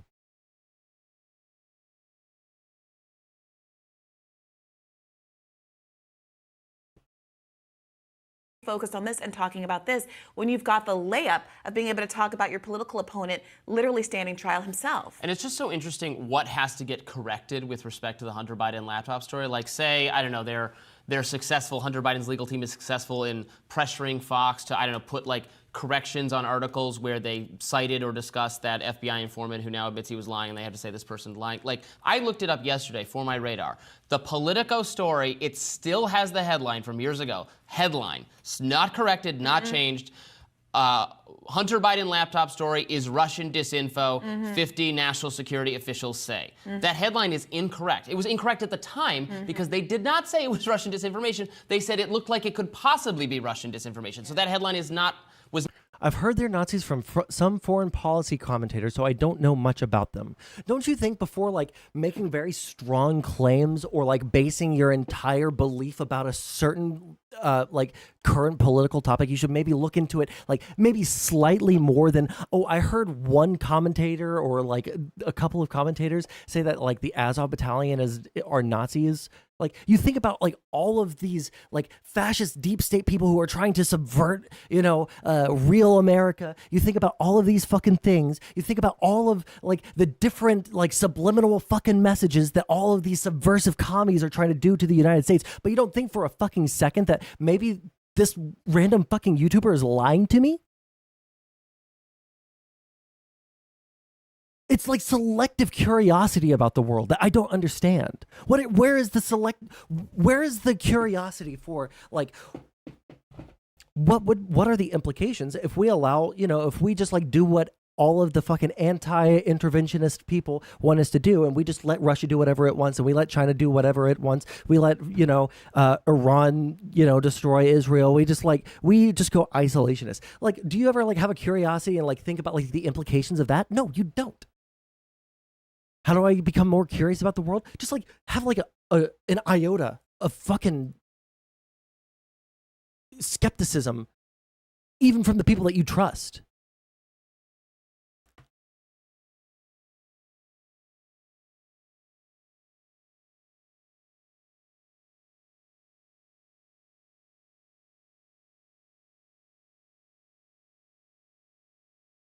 I am anti-Iran. The only reason you're anti-Iran is because they're anti-Israel. But you have like no curiosity. You will just listen and repeat the same fucking dog shit talking points from people that I argued with like 2 fucking years ago. The Azov talking point is so fucking dead and tired. I can't believe that we still have to fucking talk about this in the year of our Lord, 2024, halfway through the fucking year.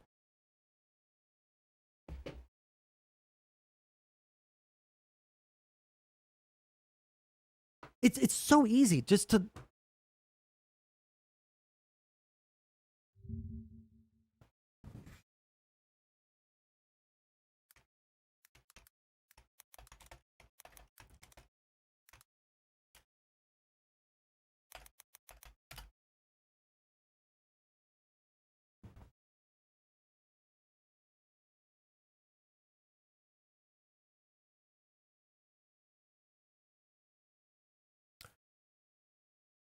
background on founding, February to April 2020 or 2014. Let's scroll closer to here.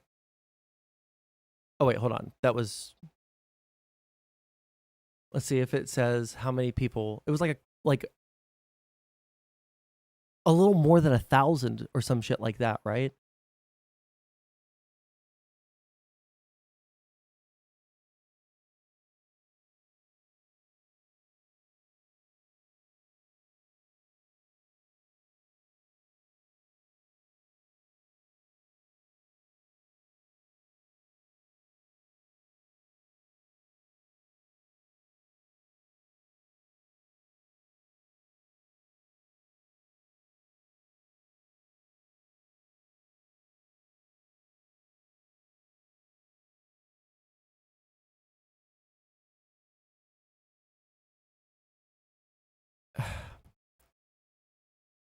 I'd love to see what, like, before they got folded in, what their numbers were.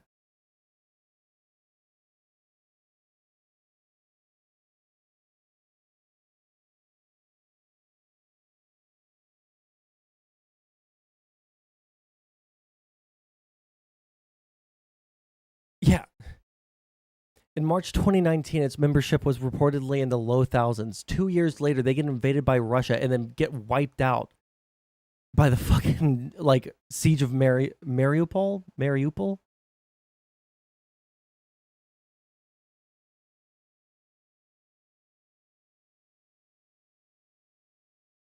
Anyways, Jesus. It's so fucking triggering to argue about the same fucking thing for years and years and years, and like nobody updates their opinion on it. Like when I first saw like Azov Battalion, there's neo-Nazis over there, I was like, well, you know what? Put them on the front line, let them fucking die first. Like, yeah, I don't like neo-Nazis.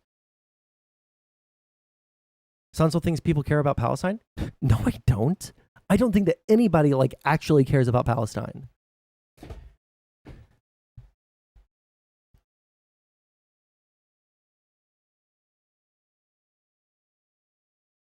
As over the problem, am I right? По сути, наказать хочу всех.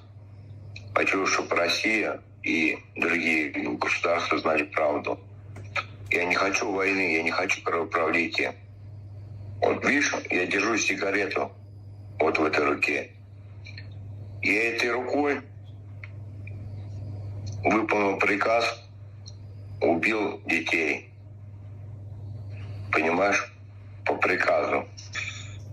То, что мы творили, когда заходили в Солидар и в Бахмут, вот это была сцена. Нам давали команду, нам дали команду зачистить и уничтожить всех. Кто давал такие приказы? Ну, смотри, начинаем сверху. У меня был Коршун.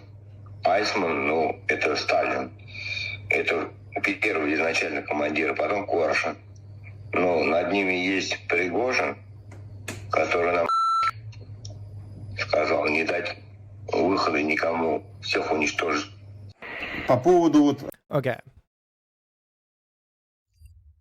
Let's finish this. God, I'm so fucking triggered. I hate you fucking people so much. Except for my YouTube chat. YouTube chat is glazing me, so I'm fine with it.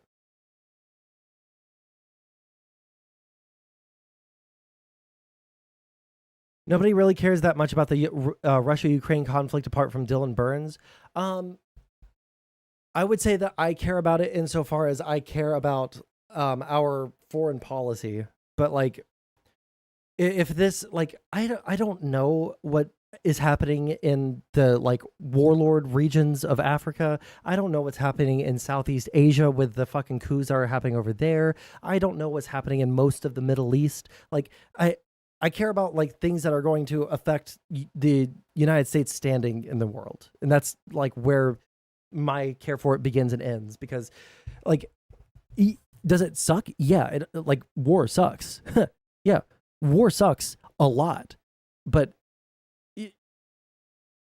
it's going to happen. And I can't have like the same amount of visceral, you know, response that I would have to like, I don't know, an invasion of the United States, or like, let's say that like there was like some coup that happens here. Or let's say that, you know, some like crazy stuff happens and like we have to go to war, right? Like that I would care about on a much more personal level. But when it comes to like the Russia-Ukraine thing or the Israel-Palestine thing, I care about them insofar as it affects the United States and other, you know, allied powers. I care about it insofar as that is the concern. But I don't have like any personal... No, you know what? I would say that I'm probably more personally invested in the Ukraine-Russia stuff, if only because like there's so many people who are just like the most scum human beings on the face of the earth that smugly like laugh. And this is also the reason that I am like really irritated with a lot of the Palestinian protesters, right? Because while I'm totally fine with freedom of speech and all that shit, and I totally am for people being able to protest in ways that I would consider acceptable, right? Like, I don't think you should be like destroying fucking property or anything like that, or harming other people trying to protest. But like, if you're doing a peaceful protest for Palestine, I don't care. Like, go for it. It's we live in America. You can have whatever fucking opinion you want on anything that you want. But the problem comes in where like, I don't like bullies. I don't like people who are like smug and stupid and also like cruel while doing it. And it seems like the pro Hamas people and the pro Russian people and the pro China people are totally fine with cruelty towards people as long as their side wins. Whereas I'm not fine with cruelty to, civilians or towards people that I disagree with, right? How do I become better at media analysis, in your opinion? Like, you have to be willing to read articles. Number one, you have to be able to read articles on the exact same event from multiple different news sources, and you'll start to see what does line up and what doesn't line up. What is the spin and what isn't the spin? I mean, fuck, like, watch some videos on media literacy. Watch, like, when you go to fucking college, you'll probably have to do some sort of shit where you have to look into, well, hopefully you'll have to do something like that. Like, that's how you become media literate. You have to like actually care to look through bullshit and not confirm what you already believe, right? Like, if I only looked at sources that I already believed what their conclusion was, I would still be a socialist. If I only took in information that, reinforced my preconceived framework of the world, I would still think that like America is this uniquely evil fucking place. I would think that, the biggest threat to America right now is white people. No, I don't think I ever believed that. That's actually, what's like the stupidest thing that I fucking believed?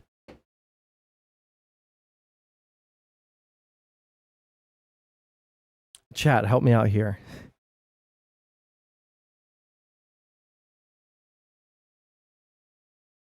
People will watch me for a while.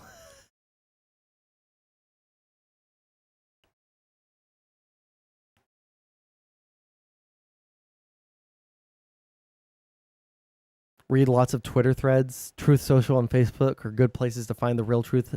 Do your own research. Fucking based. Fucking true, actually. You know what? I think that everyone should just like reread like a hellish Human Centipede Ouroboros and just like regurgitate the exact same talking points, like, and have them filter through the same system over and over and over until the entire system dies of malnutrition. That's what we should do.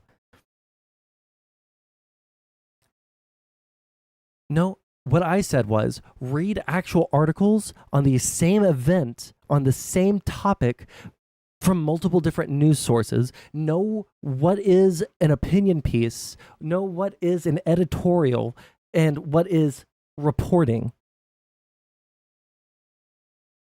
And you'll start to see, I mean, fuck, like go sign up for Ground News, that thing that everyone's getting sponsored by nowadays, because it seems like they tell you where the bias and the spin is.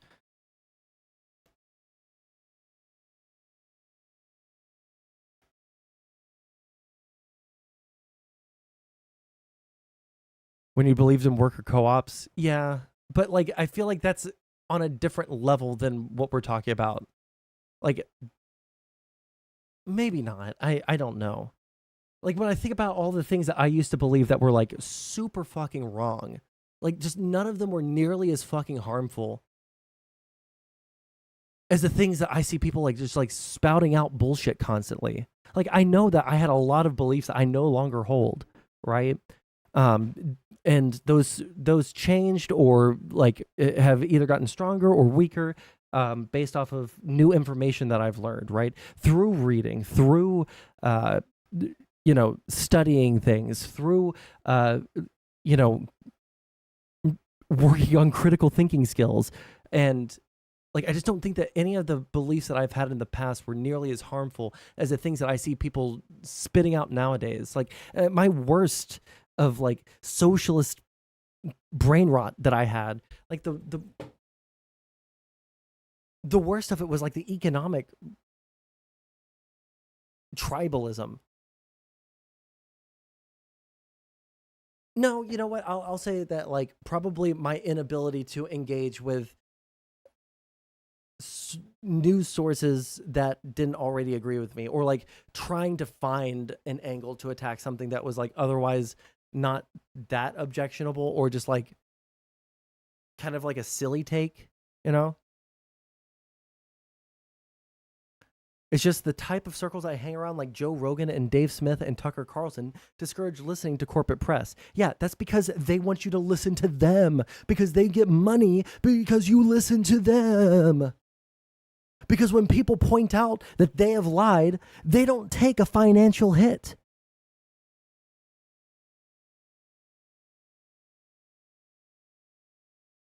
Tucker Carlson doesn't take a financial hit from being caught lying. Joe Rogan,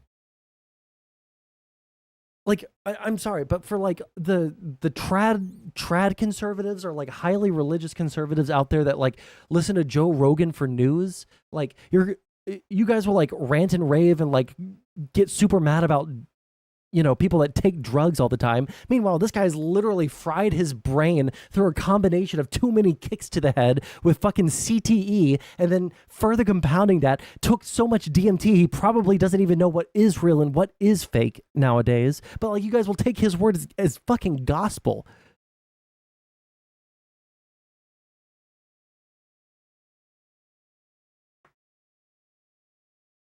In 20, 30, 40 years, when Joe Rogan dies and they, you know, they do an autopsy and they take apart his cranial fucking cap and they take his brain out, all you're going to see are black and white splotches from all the lesions that he has, from all the people that kicked him in the fucking head when he was an MMA fighter. And then there's going to be little fucking gooey bits for all of the DMT that's still lodged in the crevices of his fucking brain. But you guys will listen to him unfucking critically. You're overthinking Joe Rogan. He is unserious 95% of the time. I don't take Joe Rogan seriously. They do. They take it seriously.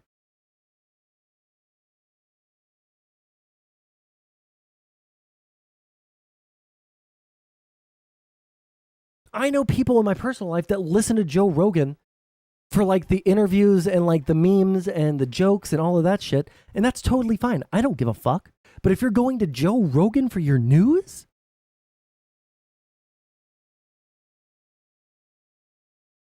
uncritically, come on, man.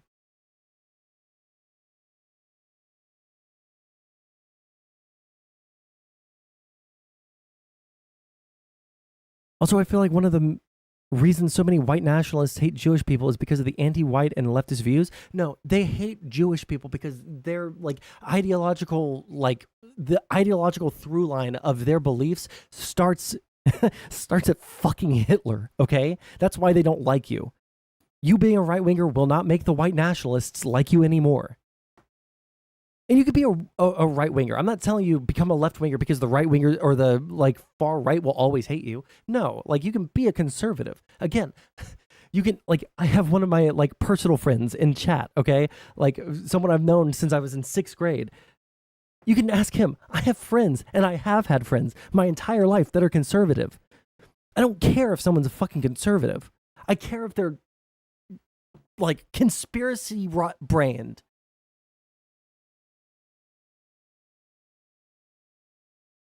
Okay, I think we're done with this. I'm done with that.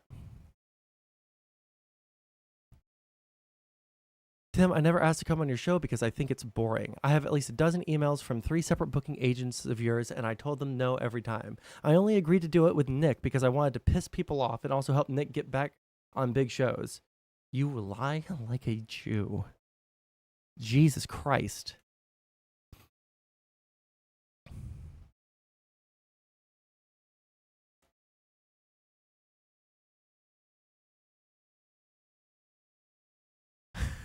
You're reaching, Tim? Seriously, bro, you're better than this? It says it right there.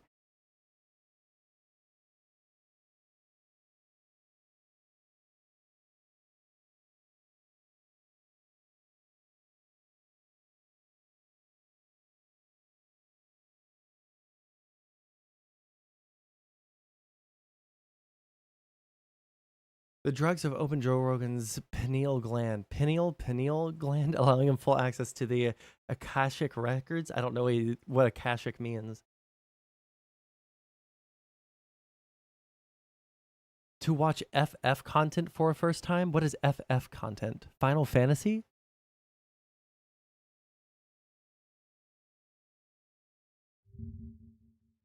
Tonight, a very public demand from lawyers for President Biden's son.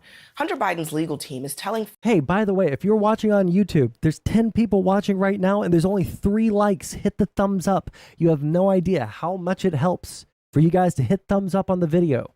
All right? When you hit thumbs up on the video, it shows up on more people's YouTube feeds, has more people show up in chat, and that's more people for you guys to interact with. All right? Also, if you guys like this stream, if you guys like my content, please subscribe. If you guys like my content, consider becoming a member on the channel. I really enjoy when people give me money. I really enjoy when people are able to access things on my channel that we can provide exclusively to the members of the channel. So if you guys have that kind of money, you guys want to support me, I have to save up right now to move across the country to Washington, D.C. So I would appreciate literally anything you could throw my way. All right? That's me shilling. Done shilling. Fox to take down or stamp editors' notes on a raft of stories that relied on the allegations of a now indicted FBI informant. They're saying it's defamation and that Fox knows it.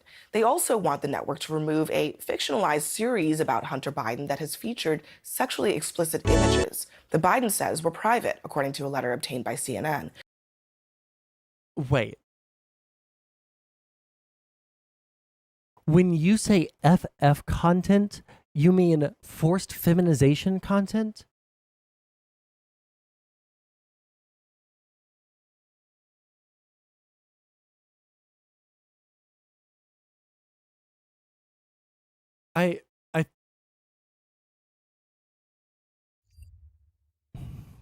Now, it's a very public step that accuses the network of breaking state laws against revenge porn. Joining me now is Tina Gladanian. She is an attorney at Garagos and Garagos, whom Mr. Biden is now hired to handle this Fox case. What the fuck is forced feminism? Not forced feminism, forced feminization, where it's like forcing a man to be feminine by like either hypnotizing him or slipping estrogen in his drink or, you know, tying him up and putting makeup. I don't fucking know. I don't know. You don't want to check it out this time? Panda, never, ever link me another forced feminization video. Literally ever. I will never want to watch it. I would rather be Ludovico techniqued with my eyes pried open, watching fucking documentary after documentary after documentary of Soren Kierkegaard than watch any forced feminization content. Defamation, when it comes to a news organization, is typically really difficult in our court system, and for good reason. Why do you think this one will be successful? So this is not your typical defamation case. This is actually, if you read the letter carefully, it's more of a conspiracy to defame and paint in a false light. And why that's significant is when it's a conspiracy case, that actually eliminates a lot of the classic defenses something like a media organization would have against defamation claims. So that's what definitely sets this apart from other cases. And this is obviously so much more than just a conspiracy to defame. As you just mentioned, there's a fictionalized docuseries that Fox Nation has created and produced just for entertainment value. There's absolutely no newsworthy purpose to this. I wondered about that, though. I mean, if it is fictionalized, we all agree, you agree, they agree, and they have all the disclaimers saying this is not real, this is essentially made up. I mean, because some of the things are literally made up. Isn't it?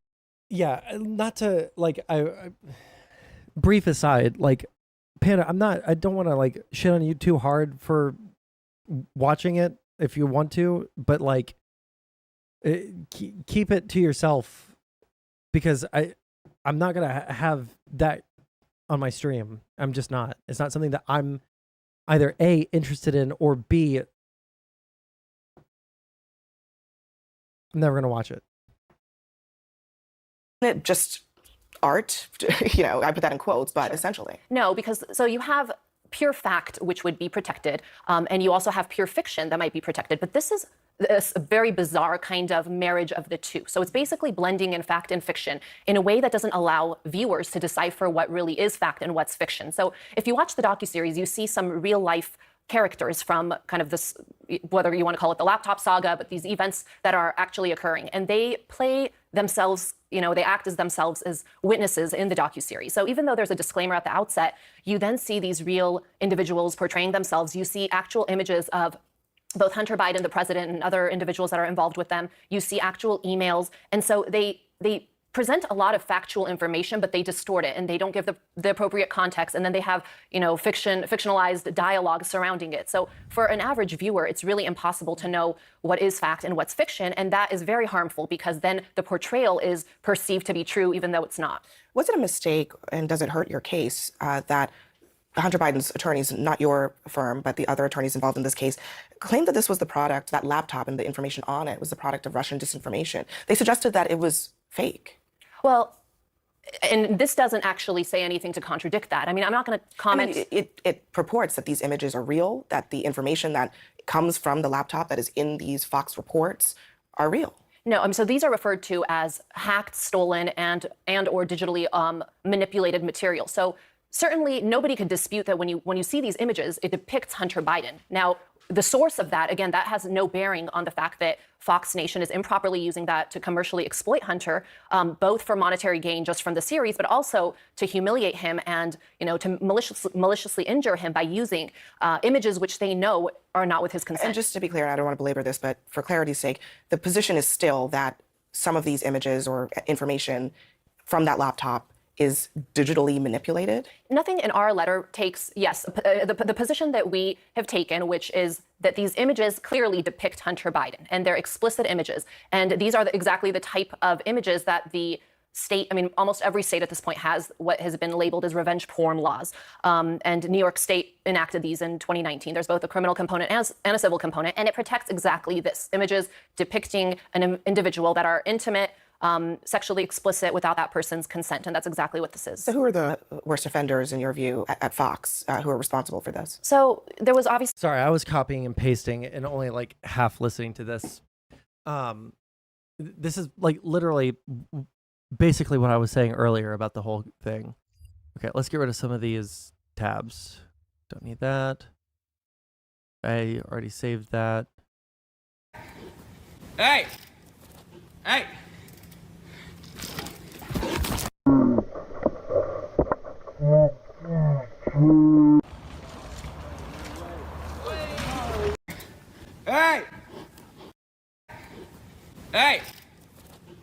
What was the tip?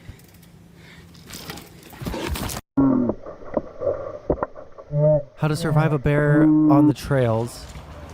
Send it. Oh, jump over it. Okay, gotcha. Memes. Okay, let's see. Oh, Vosh content. Vosh content. Vosh content. Is that what we're doing?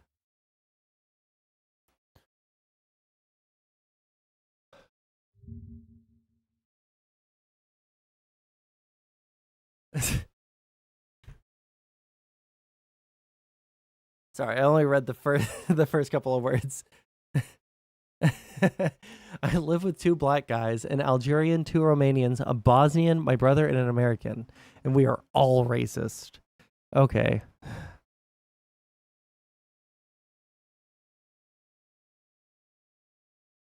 It's fucked up how tolerant the racist community is. They don't even care what race you are as long as you're being racist. Okay.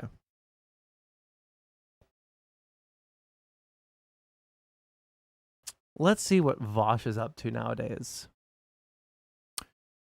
Also, didn't you say you were bisexual? Yes. The 1585 meme, yes. That's what I would consider myself. That doesn't mean that it would make me into forced feminization. You have this skewed idea of what it means to be gay or trans, I guess. Okay, last meme, okay? Please, God. Japanese right-wing populist Sansei party leader Sohei Kamiya shoots back at Biden for calling Japan xenophobic for keeping its borders closed to migrants. It's not that we're xenophobic. We are being cautious after seeing your failures. You are meddling too much in our internal affairs. If Japan doesn't want help from the United States, then go for it, buddy. Like, you guys are the ones that have been, like, begging for aid, too. Vosh looks like shit. What is wrong? What's wrong with the way he looks? 1 second. I think he trimmed his beard bad. I think that's the only thing that you're looking at here.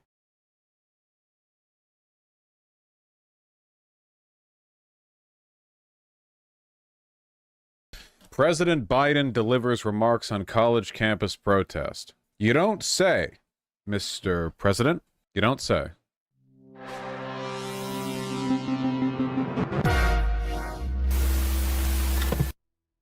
The ongoing college campus protests over the Israel-Hamas war. He says both freedom of speech and the rule of law must be upheld. Before I head to North Carolina, I wanted to speak for a few moments about what's going on our college campuses here. We've all seen the images, and they put to the test two fundamental American principles. Excuse me. The first is the right to free speech and for people to peacefully assemble and make their voices heard. The second is the rule of law. Both must be upheld. We are not an authoritarian nation where we silence people or squash dissent. The American people are heard. In fact, peaceful protest is in the best tradition of how Americans respond to consequential issues. So right off the bat, like, every part of this is a lie. Dissent is being squashed. The student protests were peaceful, and the American people are not being heard. People want to make this argument that the protests were all, like, perfectly peaceful. Not all of the protests were perfectly peaceful. There were bad actors in some of those. It is the responsibility of the people who are running those protests to keep things from spiraling out of control. In some cases they did, and in other cases they didn't. You also can't pretend like it, like occupying a large swath of campus and refusing to move, and then graffitiing and damaging property and smashing windows and locking yourself into buildings and all of that shit, damaging the property of the university. That's no longer a peaceful protest. You're breaking shit that isn't yours. So therefore it's no longer a peaceful protest. BLM though, I don't agree with the riots.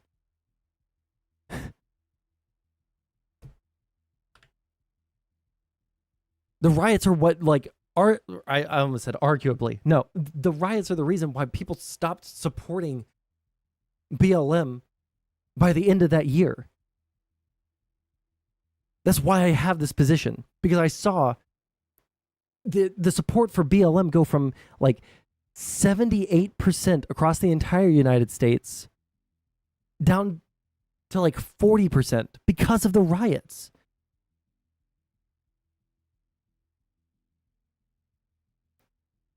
Once you start doing that shit, it's no longer protected speech. Dissent isn't being squashed. Perfectly peaceful. Let's see.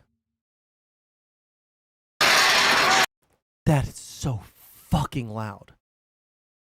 Jesus fucking Christ.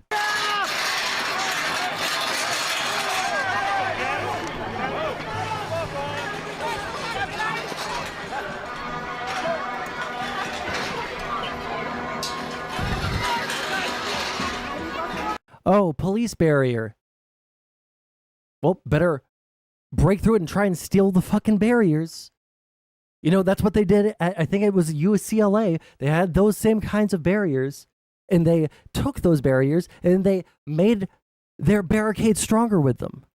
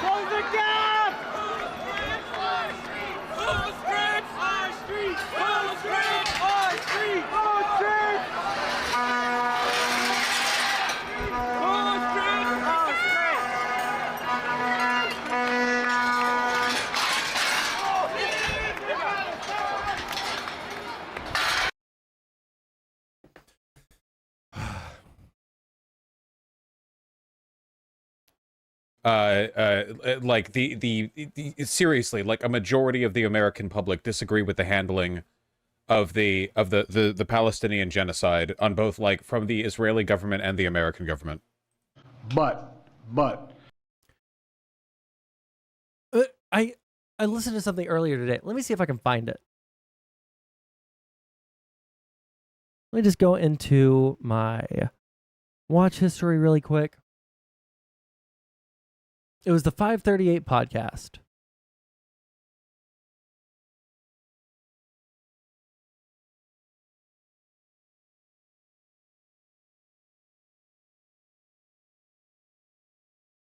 Oh, that was yesterday.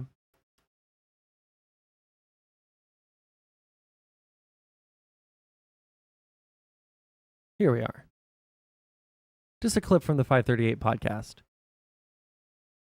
You've all alluded to this idea that while this is getting a lot of attention right now, these protests, that it's not actually all that salient to a lot of young people's vote. Can you put that in context? Because when you look at the news right now, that's maybe a hard thing to conceive of.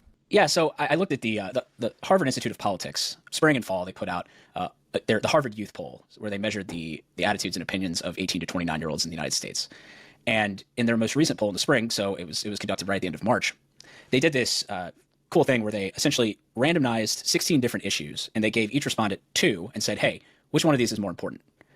And through that, they were able to come up with 64% of the sample said that inflation was more important than other issues that it was compared to. Healthcare was 59% more important. These were like the number 1 and 2, and then like housing and gun violence and jobs and corruption and protecting democracy. All these things were slightly more important than not to the issue it was compared with. At second from the bottom on this list of most important issues was Israel-Palestine, and only about a third said it was more important an issue than the issue it was compared with. And the only thing lower than that, which is also interesting, it could be a whole other conversation in and of itself, was student debt, which is a much talked about issue when you talk about young people, and especially people who are out of college. Some narrative busting. Yeah, I mean, really. So like that's one data point. And then you look at, for instance, Bloomberg and Morning Consult have been doing this swing state polling and so you have sort of a 7 states sample. So it's not a national poll, but it is a poll of a large group of respondents across 7 important states politically. And the 2 issues that young people, whether you were talking about 18 to 34-year-olds or Generation Z, which are basically 18 to 27 right now among adults, the issue that they basically rated at the bottom or tied at the bottom were the Israel-Hamas conflict and the Russia-Ukraine war as issues that were most important to their vote, or how people don't care about this as much as people think they do. People like Bernie was wrong on this when he said that this is Biden's Vietnam moment. Everybody had an opinion on what was going on in Vietnam. People were changing their votes according to the Vietnam War. People are not changing their votes according to the Israel-Palestine thing. For Vosh to say that people are making the arguments, but it hasn't been the litigation on the question of whether it's a genocide in Gaza or not from Israel, it was shown not to be through the ICJ's own fucking definition, through the UN's own definition, not to be a genocide. But they're going to keep on calling it a genocide.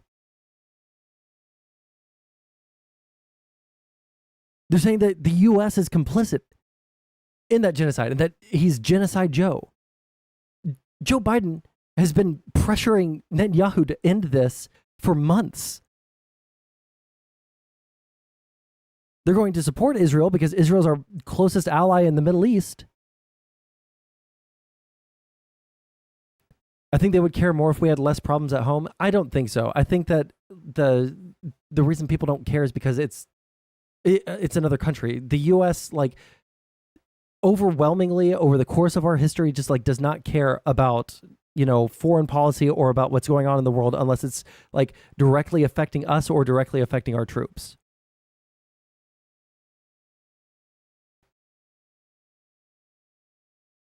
It's still ongoing. You can make a substantive claim of genocide if it's ongoing. Yes, you can.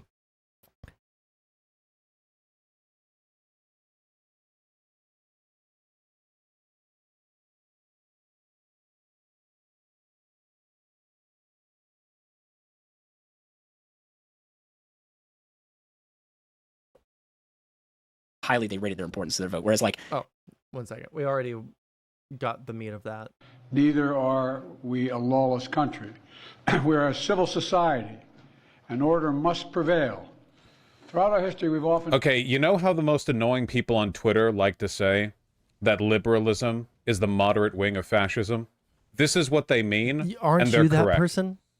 face moments like this because we are a big, diverse, free-thinking, and freedom-loving nation. In moments like this, there are always those who rush in to score political points. But this isn't a moment for politics. It's a moment for clarity. What so let me was be that clear. pause? Sorry. Peaceful protest in America, points. But this isn't a moment for politics.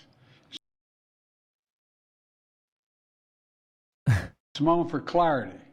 So let me be clear. Peaceful protest in America.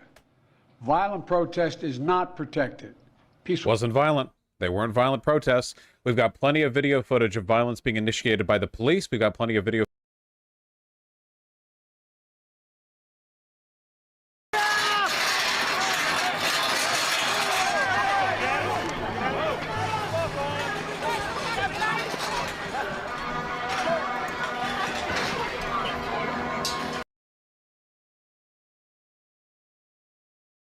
Footage of violence being initiated by these Zionist counter-protesters. You know, like, so I agree, like, get them out of here. But of course, they didn't. Peaceful protest is. It's against the law when violence occurs. Destroying property is not a peaceful protest. It's against the law. Yeah, it is. There is a categorical difference between trespassing, occupation of property, or destruction of property versus attacking people. Literally all protests. These motherfuckers will say everything in the world is violence except for, you know, actual violence. Like they want to say that like Israel was the initiator of all violence in the Palestine Mandate because they were moving in under Ottoman and British control. They were colonizing, therefore that's violence. But people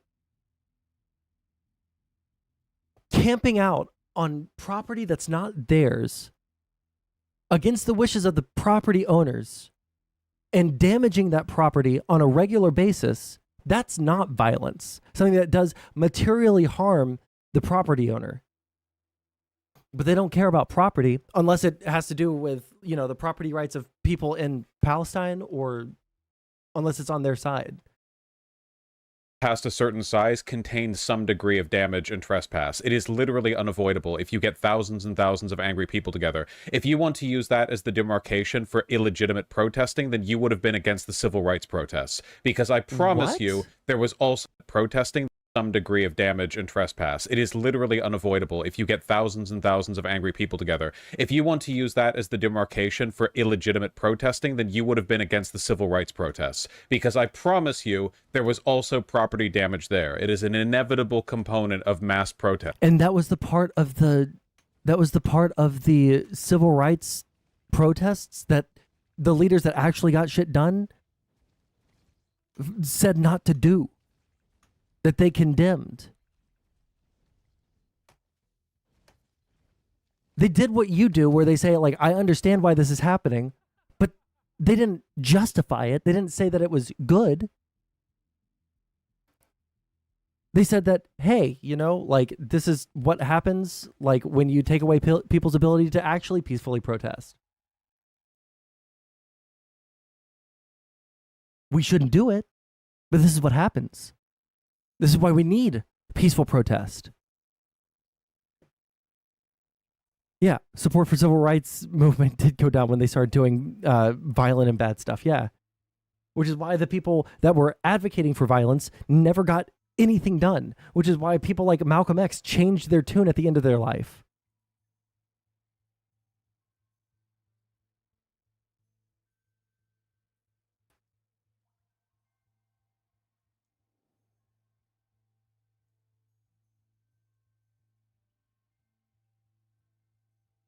Yeah, I agree with spectral axolotl. Like I think that what people want right now is for like things to be a little more calm, like just to not constantly be on edge that we're totally fucked, that we're totally going to get, you know, at any moment brought into another war. Like right now, we know exactly where the dangers are, and we know like what could bring us into a war and what would be a justifiable thing and what wouldn't be a justifiable thing. When it comes to Trump, like the domestic issues that came about while he was in office were unfucking believable. Again, like the white nationalist fucking marches, those happened under Donald Trump for a reason, right?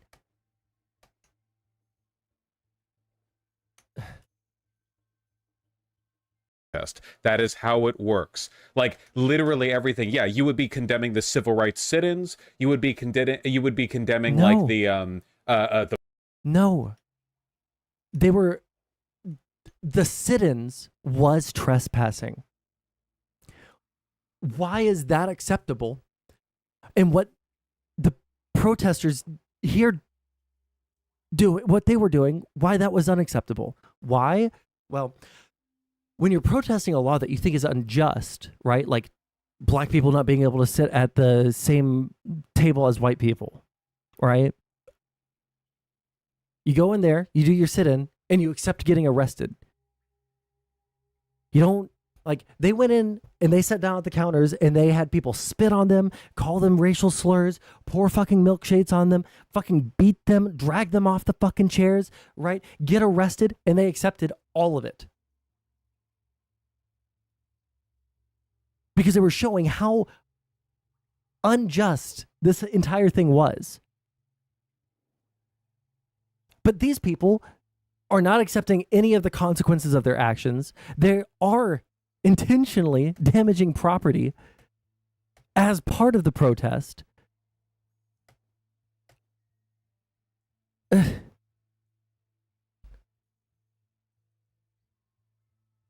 And like, when you, it's not just the trespassing thing. The trespassing thing is one thing, but like the trespassing was only illegal because they were black. The trespassing was only as illegal as the law that they were protesting made it. This was trespassing under any ordinary definition of trespassing.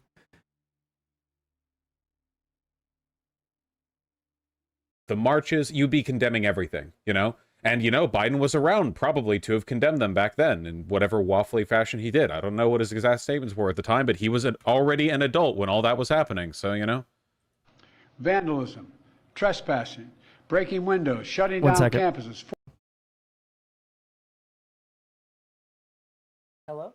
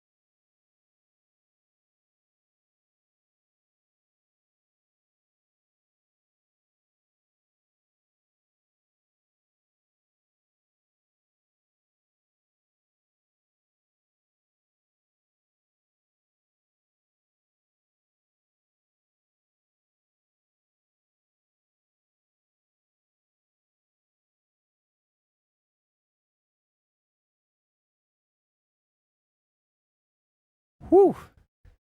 Sorry, guys. I had we have a person over at our house right now, and they got locked out because we have a automatic locking door. All right. Let's see here. What did I miss?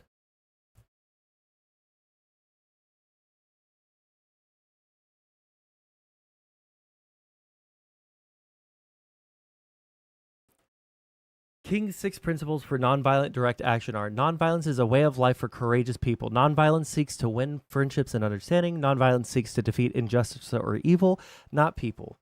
Nonviolence. Sorry, I just ran up like fucking 3 flights of stairs twice. Let me catch my fucking breath. Fuck. Nonviolence seeks to defeat justice or evil, not people. Nonviolence holds that unearned voluntary suffering for a just cause can educate and transform people and societies. Nonviolence chooses love instead of hate. And nonviolence believes that the universe is on the side of justice. Fucking based.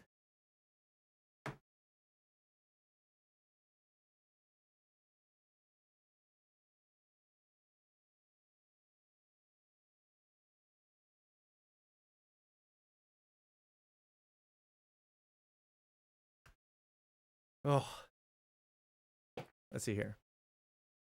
Forcing the cancellation of classes and graduations. None of this is a peaceful protest. Threatening people, intimidating people, instilling fear in people is not peaceful protest. And I agree. So you should go after the Zionist counter-protesters. So this is like unironically fascistic rhetoric. It's no different to what the right did with BLM. I said this back then, and I'll say it again.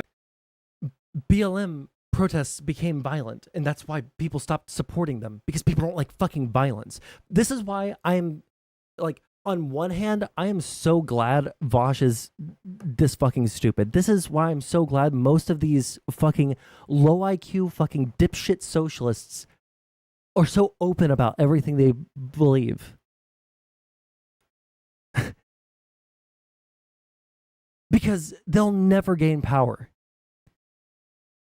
They're so open with how stupid they are that they're like, yeah, so we did some graffiti, so we damaged some property, so we, illegally occupied an area of, someone's property that we were asked to leave multiple times and we didn't.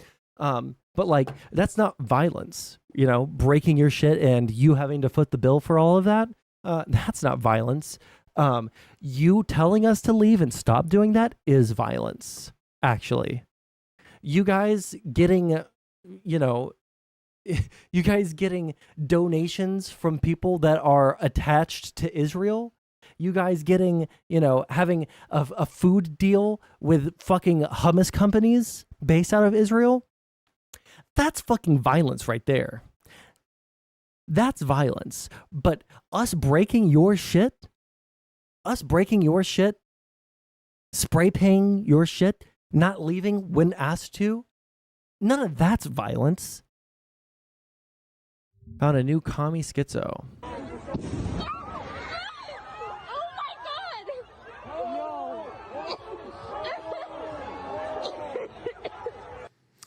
From the very start of this, for months, I've been preaching that these people will kill you, your family, and everyone else. These Zionists, these ultra nationalists, they have no care. I love the Soviet aesthetic. Like, they're still sucking Lenin off. They're still sucking all of the worst people in the entire fucking world.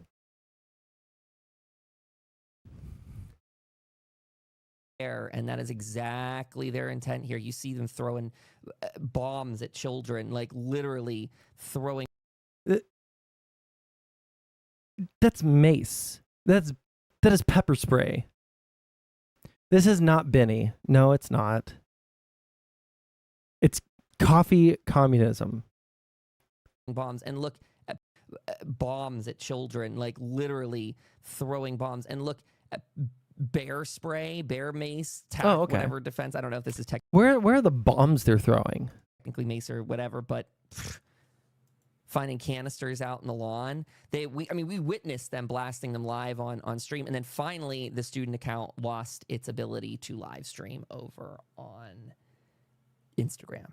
Oh, I thought he was saying the cops were using bombs. Fireworks. Listen, I'm also not going to defend the people who were going over there to protest against the protesters who started throwing fucking fireworks. Those people should be arrested too. They got hit with a strike after filming all of this. So there you go. Truly a media blackout. Also, all the press left as well before the escalation got very serious.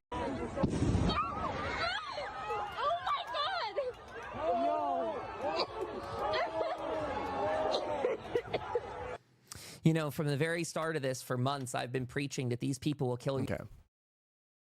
The Dalmatian guy in Discord is back, and he's tagging me. Oh, shit. Oh, fuck. What does he want?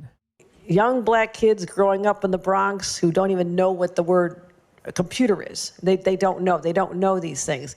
And I want the world open up to all of them, because when you have their diverse voices innovating solutions through technology, then you're really addressing society's broader challenges. Okay. That's what he wanted me to see. Back to the video. And there was nothing about liberalism or like American liberalism, American liberals, the Democratic Party, that was principally in favor of anything the Black Lives Matter protests represented. It was always political opportunism that they would lean into when convenient and lean against when not convenient. And it was always that simple, you know? Yeah, the shoe is on the other foot. Now, you know, for the liberals might be willing to play apologetics for the consequences of protests when it is against police brutality, even though they won't do anything materially. But when it comes to American global hegemony and protecting Israel from the consequences of its genocide, there will be no pretense. They will just crack down on it. It's against the law. Dissent is essential to democracy, but dissent must never lead to disorder or fascism. Sorry, right here, clear as day. What? Again, Bosch. For the consequences of protests when it is against police brutality, even though they won't do anything materially. But when it comes to American global hegemony and protecting Israel from the consequences of its genocide, there will be no pretense. They will just crack down on it. it's against the law. Also, why do they keep on blaming Biden? Wasn't Vosh literally in college? Didn't he get some sort of degree, or maybe he minored in criminal justice? Does he not know who has the authority to send in the NYPD? It's not the president. Dissent is essential to democracy, but dissent must never lead to disorder or fascism. Sorry, right here, clear as day. Dissent must never lead to disorder. If permanent maintained order is the default state that you seek to maintain through civil unrest, that is just cleanly, unambiguously, the law and order, the social good must be up. Does Vosh think that having laws is fascism? Or having a stable country where there isn't chaos constantly? That's fascism? For a guy that talks about fascism so fucking much, it doesn't seem like he knows a goddamn thing about fascism. It feels like he read Umberto Eco's 14 Points once and then based his entire political ideology off of attacking people and applying that lens to them.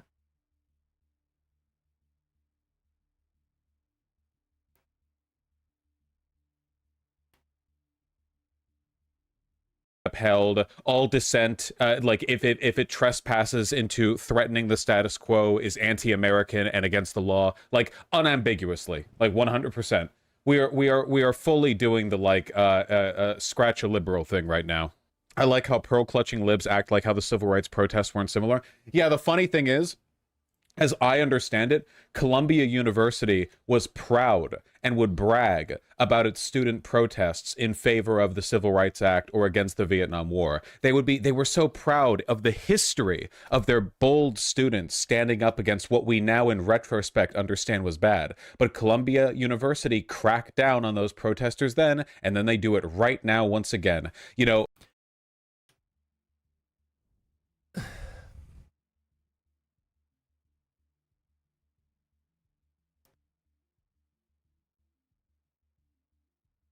I don't know exactly what happened in the. I haven't ever done a deep dive into the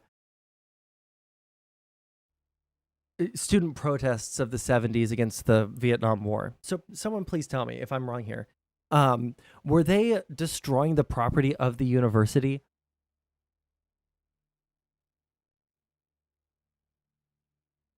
Were they breaking shit and camping out and creating barricades and, you know, engaging in mutual combat with people that were counter-protesting? I don't know, but probably. Hold on. Here's the thing. Whenever you look at any kind of successful protest movement, it is nearly always 99% of the time going to be a peaceful protest that garnered sympathy for the cause. And I don't think that very many people get sympathy for protesters who are breaking windows or spray painting shit or anything like that. Now, I don't know. It could be the fact that they did do all of that.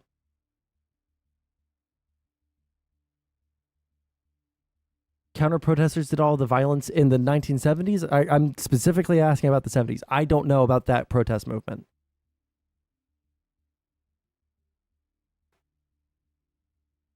That's the escalation idiocy. Protesting peacefully doesn't give the same amount of coverage, so it is justified. You can absolutely... I can think of a way right now that they could have protested peacefully. Let's say that they did a sit-in at campus and they just refused to move. They just sat down. They did their little drum circles. They did their little chants. They did their little speeches. But nobody brought any spray paint. Nobody broke any fucking windows. Nobody was screaming, slogans that are arguably genocidal against Jews.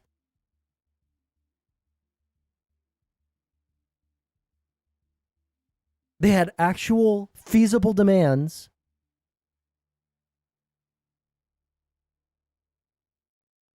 If they did those things, I would be on their side. Even if I disagree with the cause that they're championing, I'd be like, yeah, you know what? People going in and trying to stifle freedom of speech like this is fucking dog shit. And you can actually see people's opinions on these things are very different depending on what happens. Like if you look at Columbia University, where they broke into a building, there's a video of the guy smashing through the window, unlocking the fucking door, putting a fucking bike lock around the fucking, through one broken window, around the door, through another broken window, and locking it shut, barricading the fucking door, and barricading themselves in. Right? People don't like that one. But guess what? I think it was Ole Miss. Am I wrong on this? At Ole Miss, it was an actual peaceful fucking protest where nothing violent was happening, no spray painting was happening, and there was such a large counter-protester response where they were doing super fucking racist shit. And everyone was like, yo, you know what? This is unacceptable, counter-protesting. This was a peaceful protest. And you guys are going in there and making monkey noises at black people? That's completely unacceptable.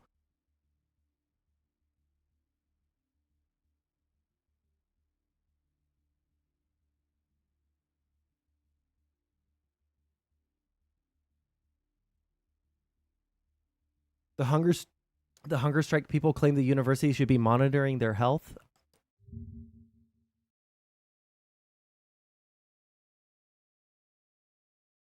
Princeton students continue to go on hunger strike for Gaza, saying they will continue to starve until they meet our demands.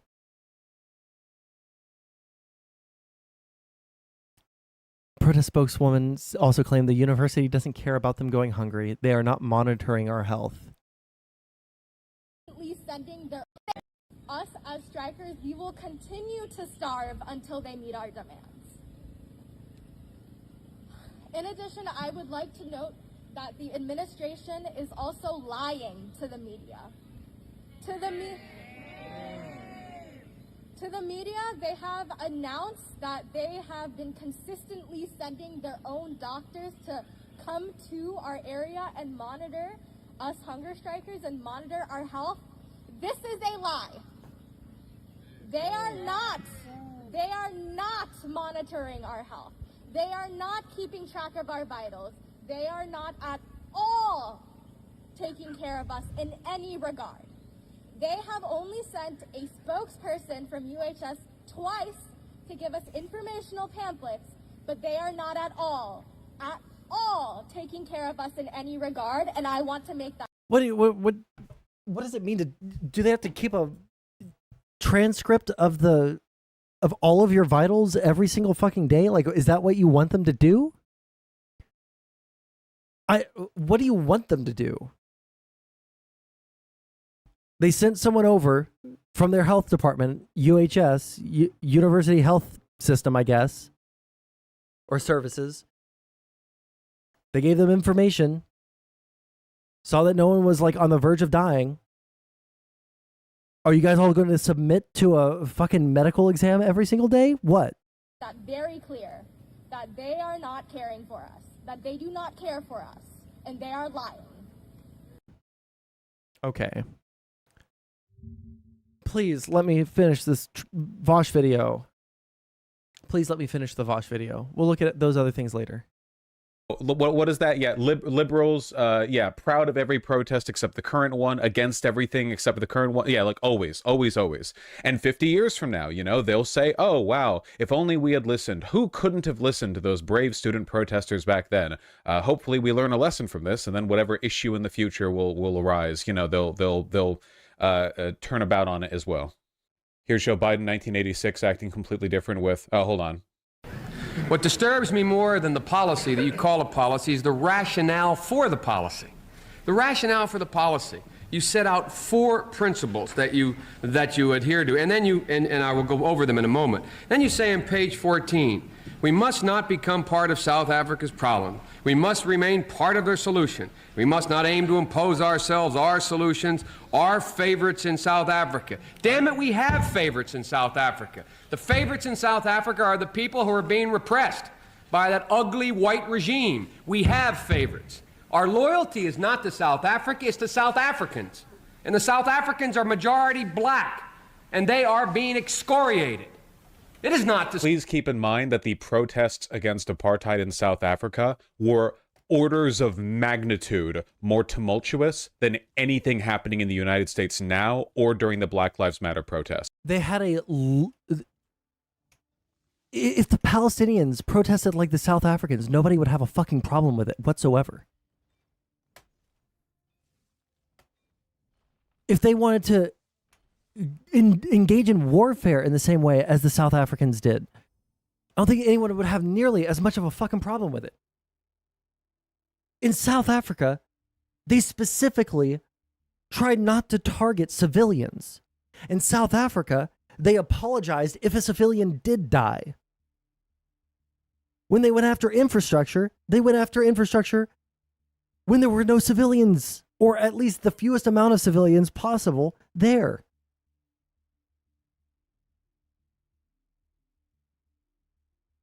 When they did do violent things, it was against institutions without civilians in it.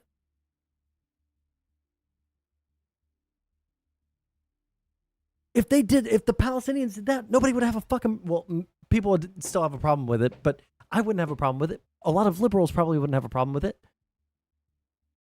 Like the pushback against apartheid was like you want to have the moral ground, right?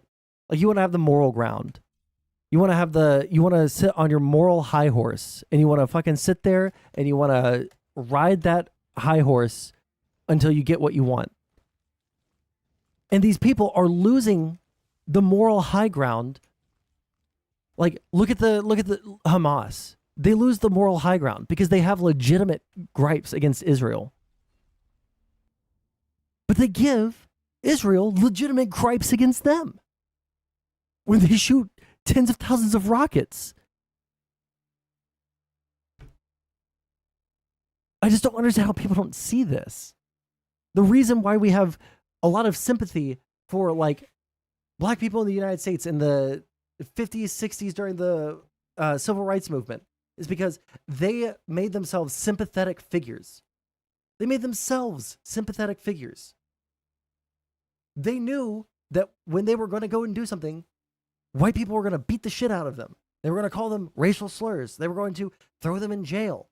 They knew that going in, and they allowed it to happen because they were showing the injustice of the situation. But it feels like right now, we've lost the ability to do an effective protest. We've lost the ability to have our voice heard and remain sympathetic figures. The point of a protest isn't just to, do something that's bad until authority caves. It's to do something that's protesting injustice to get more people to see your point of view, and that will in turn force people in power's hand. Nelson Mandela on revenge. Please tell me it's short. Okay, Still, most of your adult life has been taken from you. Where do you put any bitterness, and where do you put that human appetite for satisfaction, if not revenge? Well, it's not easy if you... But, oh man, just like the first fucking couple of words. It's not easy. That's the entire point of protesting. It's not easy. If you're going to protest an actual injustice, you're going to have to do something that's not easy. And that is put yourself on the fucking firing line and make yourself the sympathetic figure. It's not easy doing that. It is way easier to fight, to throw shit, to throw rocks, to break shit, to spray paint shit until you're such a fucking nuisance that people cave to you. That is so much easier. But it's so much less productive. It is so much less helpful to the cause that you're trying to fight for. Are busy with constructive work to think about issues which make you bitter. Bitterness comes very easily when one is idle and has nothing to do. If you are busy with something positive, constructive, and rewarding, you are likely to forget experiences which have been counterproductive. Hey, Based. We got to finish this because I got to finish stream here in a minute. Riotous compared to what goes on here in the United States. But he's fine with it here as long as it's in line with U.S. interests. As long as it's happening in a different country, you're not challenging U.S. interests, then there you go, yeah. Some stupid puppet government over there. It is not to the Afrikaners regime. We have no loyalty to them. We have no loyalty to South Africa, to South Africans. And the fact of the matter is I listen to this rationale first of all. It is the leaders of South Africa and their people, black and white, who have the majority responsibility. They must rise to it. Well, they are rising to it. They're rising to it. The only thing left available to them with that repulsive, repugnant regime of Afrikaners there. And it's the only way they have. They've tried everything for the last 20 years. They begged, they borrowed, they crawled, and now they're taking up arms. The second thing... Oh, yeah. Oh, you see, literally, like, positively and aggressively supporting taking up arms against an oppressor group. But, the Palestinians? Hamas, October 7th? Because there's an identifiable wrong with clear-cut lines. But you guys revel. You guys revel in the muddying of the waters. Oh yeah. Yeah, we were absolutely being violent there. But that's because of this. Oh, okay. But you're like being violent? Like there was like nothing else that you could do? You want us to like cave to the demands of the people in power? No, I'm not saying that. I'm just saying like maybe you could have had like some other steps beforehand before you got violent that maybe would have been better for your cause. This is the fascistic rhetoric of a liberal. Like, peaceful student protesting. What happened to Biden? Well, this was 40 years ago. So, you know, time passed. Yeah, a new perspective on 1968. Yeah, from columbianews.edu. Like, again, the Columbia University and a bunch of other universities have all jerked themselves off about how our administration may not have been supportive back then, but we're proud of our student body for, you know, for fighting valiantly, you know, against injustice and tyranny back then, even though we weren't at the time in the right, blah, blah, blah, you know, and then it all happens again, you know, just remarkable. Really, like, you know, you got to give the most annoying people on Twitter credit, okay? As stupid and counterproductive as the ML communist hammer and sickle biotype people tend to be, you know, liberalism is the moderate wing of fascism. Liberals are in favor of every protest movement or progressive cause except the one currently happening. Like, I don't know. Those guys are really, really nailing it right now. Really feeling that one, I have to say. Or to denying the rights of others so students can finish the semester and their college education. Look, it's basically a matter of fairness. It's a matter of what's right. There's the right to protest, but not the right to cause chaos. This is being anti the right to protest. The you can do protests as long as you're civil line has been used to suppress every protest ever. This is the anti-protest line that everybody uses. You know, like like this every. It's like he's not listening to the words that Biden's saying. It's like he's going in. It's almost like Vosh goes in with a perspective, and then you know changes the framing of what people say in order to fit that framing, as opposed to I don't know. Saying what they actually said, or you know, framing it in the way that they're trying to frame it, and then arguing against that. It's almost like he has to lie in order to, you know, get his point across. Single time, this is how it goes. Now, again, there are limits, right? Like, obviously, if the student protesters actually were operating like a violent mob, then okay, like there's a conversation there. I don't think they should do that, but they weren't. They just weren't. It just wasn't happening. They were occupying peaceful encampments, and they were met with continuous violence from the police. The New York City Police Department went in and did crackdowns and arrested hundreds of people for doing nothing. The LAPD, as they broke their buildings. They spray painted. Does someone have a picture? Can someone help me find a picture super quick? We're gonna have to end stream here in a couple of minutes. I just want to campus after program or protest.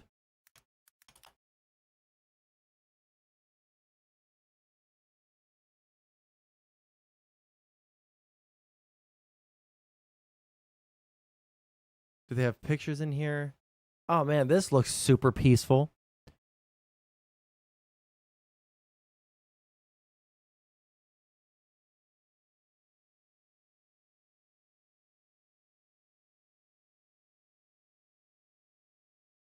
Okay.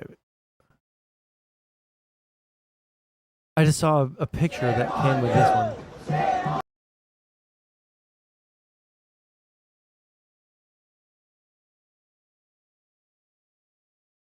This isn't.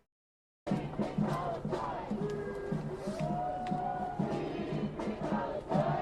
letting them in.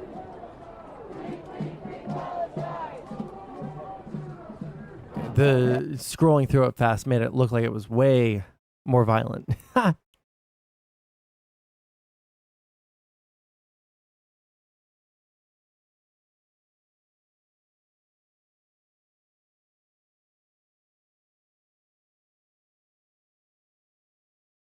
Fuck, I saw pictures of some of these campuses after, oh, pictures, thank you. After the protesters left or got arrested. Look at this shit.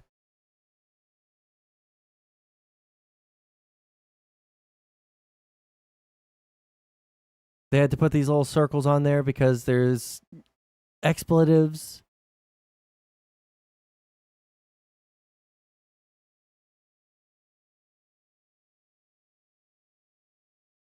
Like, that's just the shit getting torn down. But this is fucking unacceptable, dude.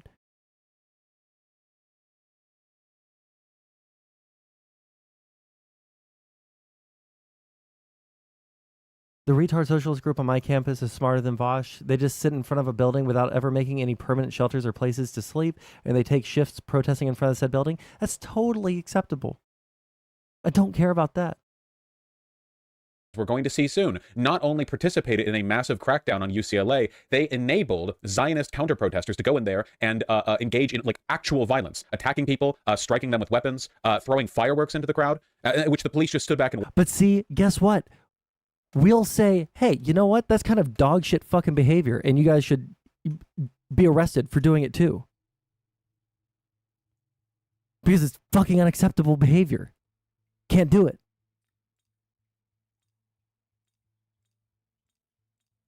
Damn it. I think I fucked up. Is this the one that I want? Yes.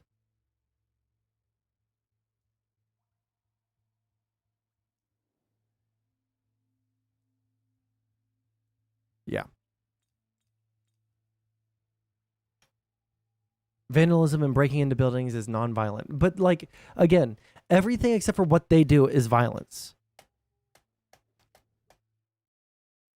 Jews moving to Palestine under the Ottoman Empire and under the British Empire, that's violence. Before any, like, you know, terrorism between any side, because there was terrorism on both sides leading up to the formation of the State of Israel. That's true. But they don't just look at that. They say them moving to the Palestine Mandate was violence.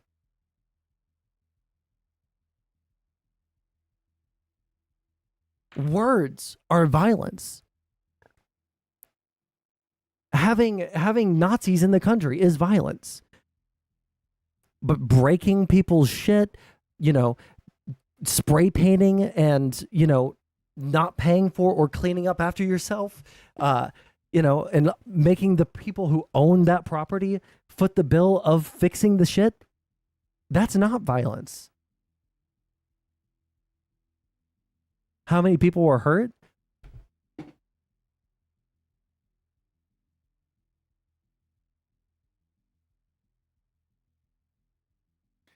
I don't know how many fucking times I have to say. I don't know how many fucking times I have to say that you don't have to punch someone in the face to be violent. If you break their shit, if you're rioting and you're breaking property, right, that's also violence. If a bunch of neo-Nazis went onto a fucking school campus and started fucking spray painting swastikas all over the place and making encampments and doing the exact same kind of protest without punching a single fucking person,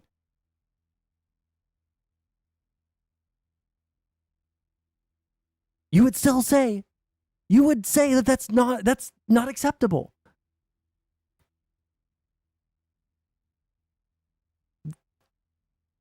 You're getting angry about nothing? I'm getting angry about the fucking piss baby, loser, fucking victim mentality of people that want to be fucking revolutionaries, that want to be the fucking, you know, vanguard for the new fucking order in the United States, who want to fucking go out there and protest about shit that they don't know fucking anything about, going out there and then crying when the consequences of their actions, when they provably break the fucking law and do things that are not protected fucking speech.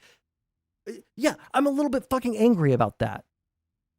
Because again, like we've had this conversation multiple times, I have a lot of sympathy and I do want a lot of good things for the Palestinian people. The only difference between you and me is that like it feels like I have a perspective where I think the only way forward is without Hamas, right? I don't like what's going on in Gaza. I don't like what Israel is doing, but I also understand all the things that led up to that, right? So I have a little bit more of a nuanced fucking take on it. I can be, somewhat on the side of the Israelis and also somewhat on the side of the Palestinians. But at the end of the day, the fucking people that need to go, first and foremost, are Hassan.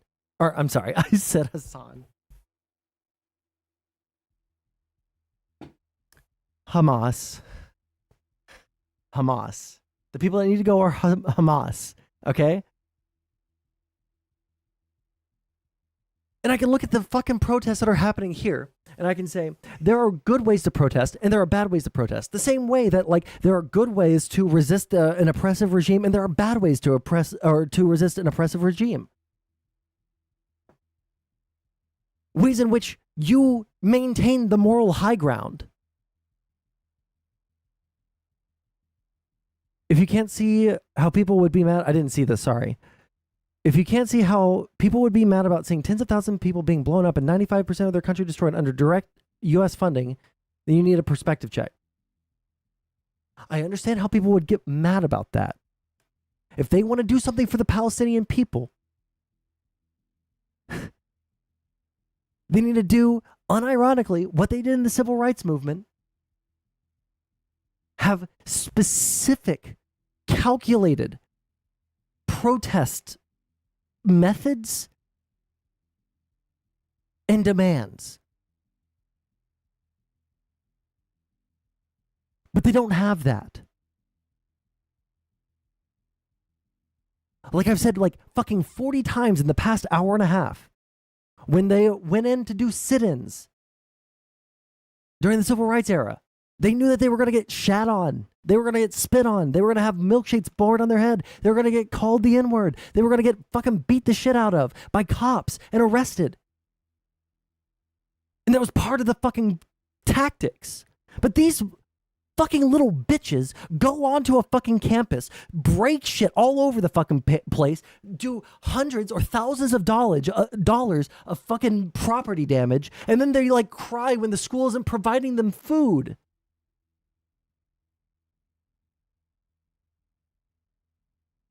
TOS? What the fuck did I say that was TOS?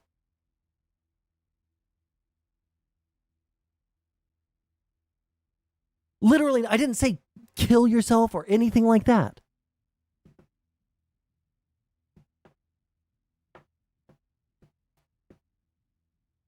There's protected forms of speech that you can use to speak truth to power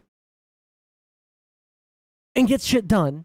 And there are ways that you can completely ruin the entire optics of your entire movement. How's it going, Nitro G?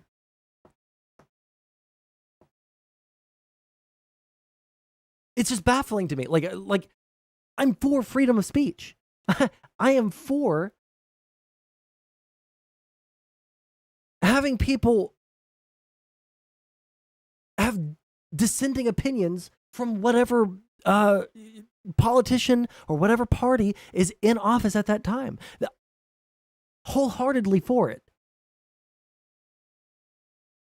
Bones in chat just brought up a way that these protests would be way more acceptable to me. Not breaking shit, not making full-on fucking encampments, not doing unprotected speech and then bitching and crying about freedom of speech.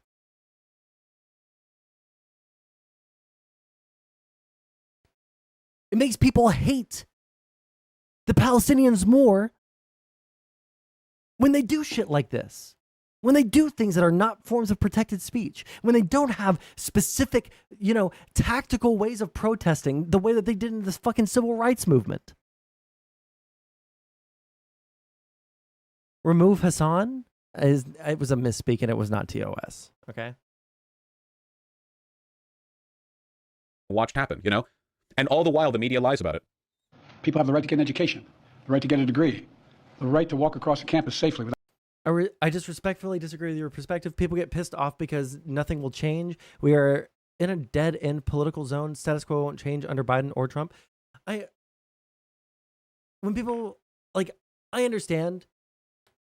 People get pissed off because nothing will change. The biggest way to have things change is to, like, vote for people at the like congressional level, at the state level, that will push things forward. But these people don't want to do that. They don't want to go out and vote. They don't want to look at the candidates that most fit what they want to see change in the country. They want Joe Biden to stop city and state law enforcement from going in and enforcing property rights, which he's not constitutionally allowed to do. The status quo won't change under Biden or Trump. Things will get worse under Trump than under Biden. But the thing is, like, people don't know how to affect change. That's what I'm learning more and more. People don't know how to affect change. I want things to get better. If you want things to get better, you should look at the candidates, at the baseline. If you vote for people at the lowest levels, they have say in whichever convention for the party that you want to win, right? Or most closely aligns with you. If you want the DNC to change, if you want the policies of the Democratic Party to change, vote in more progressives. And they'll have more of a say at the DCCC.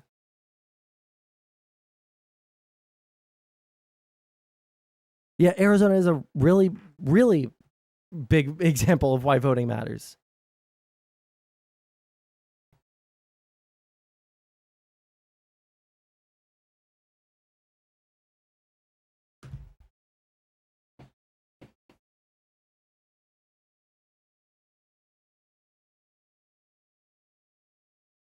Okay, let's keep watching. Without fear of being attacked. Well, let's be clear. Which didn't happen, by the way, which just didn't happen. That just flatly didn't happen. The people who were attacked were the pro-Palestinian protesters. Also, literally, yes, some of the protesters, and also, like, you have to, like, call out the bad actors on your movement. If people in your movement are saying, like, we're going to do October 7th again and again and again, and more Jews need to fucking die, you need to, like, grab that guy and throw him to the police. The way that, people that marched in the fucking civil rights movement during the BLM protests, they were like, would grab instigators and throw them at the police saying they're not part of our fucking thing. The actual black people that actually had fucking stakes. When the little fucking white boy from the college down the street started fucking spray painting shit, they would fucking throw him to the cops because they didn't want to be associated with that. Because they had the moral high ground, and all the fucking shit-eating fucking rich suburbanite white kids went into the fucking protest and ruined it for the entire fucking movement. Like these fucking Ivy League fucking pampered ass little kids who have literally never had a day of adversity in their fucking lives, going out there and then crying when what they're doing isn't actual fucking protesting. It's just either rioting or fucking like breaking property. Those were the people who got attacked. Just flatly lying. And they know they're lying too. They're fully aware of the fact that they're lying. We're just seeing American empire consolidate, okay? Look, you guys had a good time. You thought you had the right to criticize American geopolitical policy just because everyone now recognizes that Iraq and Afghanistan were bad moves. You think you have the right to stand against what this country does just because for the past decade and a half, all we've really done are limp-dicked, drone strikes in Syria? Well, no. When we commit to a conflict, it all comes right back out. Just like after we invaded Iraq, you would be blacklisted for criticizing George W. Bush. We're seeing it all happen again. Every trope, every bit of every propaganda strategy, every bit of manufactured consent, all of it comes rolling right out the door again. The only difference, of course, is that now the internet exists, which makes it very... I don't even, I was really young. My understanding is, at the very beginning of the Iraq War, because of all the, all of the lies that were, used to justify us getting into that war, protesters were not looked at favorably because we had just got fucking 9/11. But, for the love of fucking God, have some historical perspective, because the Iraq War, it's not like it took us 20 years to realize that that was a bad idea and that the protesters were right. very difficult to fully consolidate these narratives without like actual full-on repression of information, which, to be fair, they're trying to do right now with the Anti-Semitism Act, redefining anti-Semitism on campuses so that includes stuff like criticizing Israel. Clear about this as well. I don't know. There should be no about the place on any campus, bill. no place in America for anti-Semitism or threats of violence against Jewish students. Which just, again, wasn't happening, except for, of course, the violence enacted against the Jewish students that were in the encampments. There is no place for hate speech or violence of any kind, whether it's anti-Semitism, Islamophobia, or discrimination against Arab Americans or Palestinian Americans. It's simply wrong. There's no place for racism in America. It's all wrong. It's un-American. Oh, and remember, Biden is responsible for every police crackdown that you see. Biden is the president of the United States, the head of state. All of this is happening on his watch, under his supervision. He might not Biden does not control the NYPD, Vosh. have direct control over the NYPD or the LAPD, but he has enormous influence in the rhetoric, the arguments, and he is fully enabling the right-wing line on this. There is no difference between what he is saying and what Marjorie Taylor Greene is saying, or what Lauren Boebert is saying, or what Mike Johnson is saying. They are saying the exact same things. They are all enabling it, okay? Whether or not he's directly in control of them doesn't This change the guy fact that is he is the one who retarded. trend sets, and he is setting. I'm sorry. I'm trying to get that word out of my vocabulary right now. But this motherfucker's retarded. Is Vosh becoming anti-Biden? Yeah, he's been anti-Biden. Biden controls the NYPD. He's the leader of America. True. There is no separation of powers. There is no delegation of powers from the states and, delegation of powers to the federal government.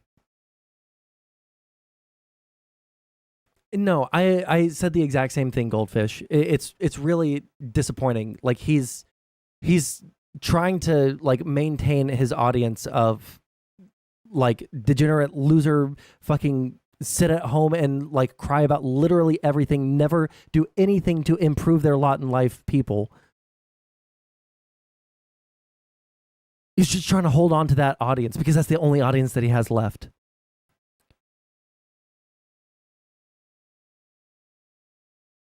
This trend. I understand people have strong feelings. I have and like deep 3 convictions. minutes left in America, stream. No, actually, you know what? We'll finish this either tomorrow or the next day when I have time. But it is time for me to end because I do not have. Oh fuck! It's 7:12. I needed to end the stream like 15 minutes ago. Hey guys, this has been a fun stream, triggering stream, but fun stream. Please, if you're still here, like the stream. If you're on YouTube, liking it now still helps me out. Subscribing helps me out. Super, way more than you could ever imagine. All right. Please like, subscribe, etc. I am not good at shilling, but all of that. I love you guys very much. Even Remy, even though we disagree. All right. I love you guys very much.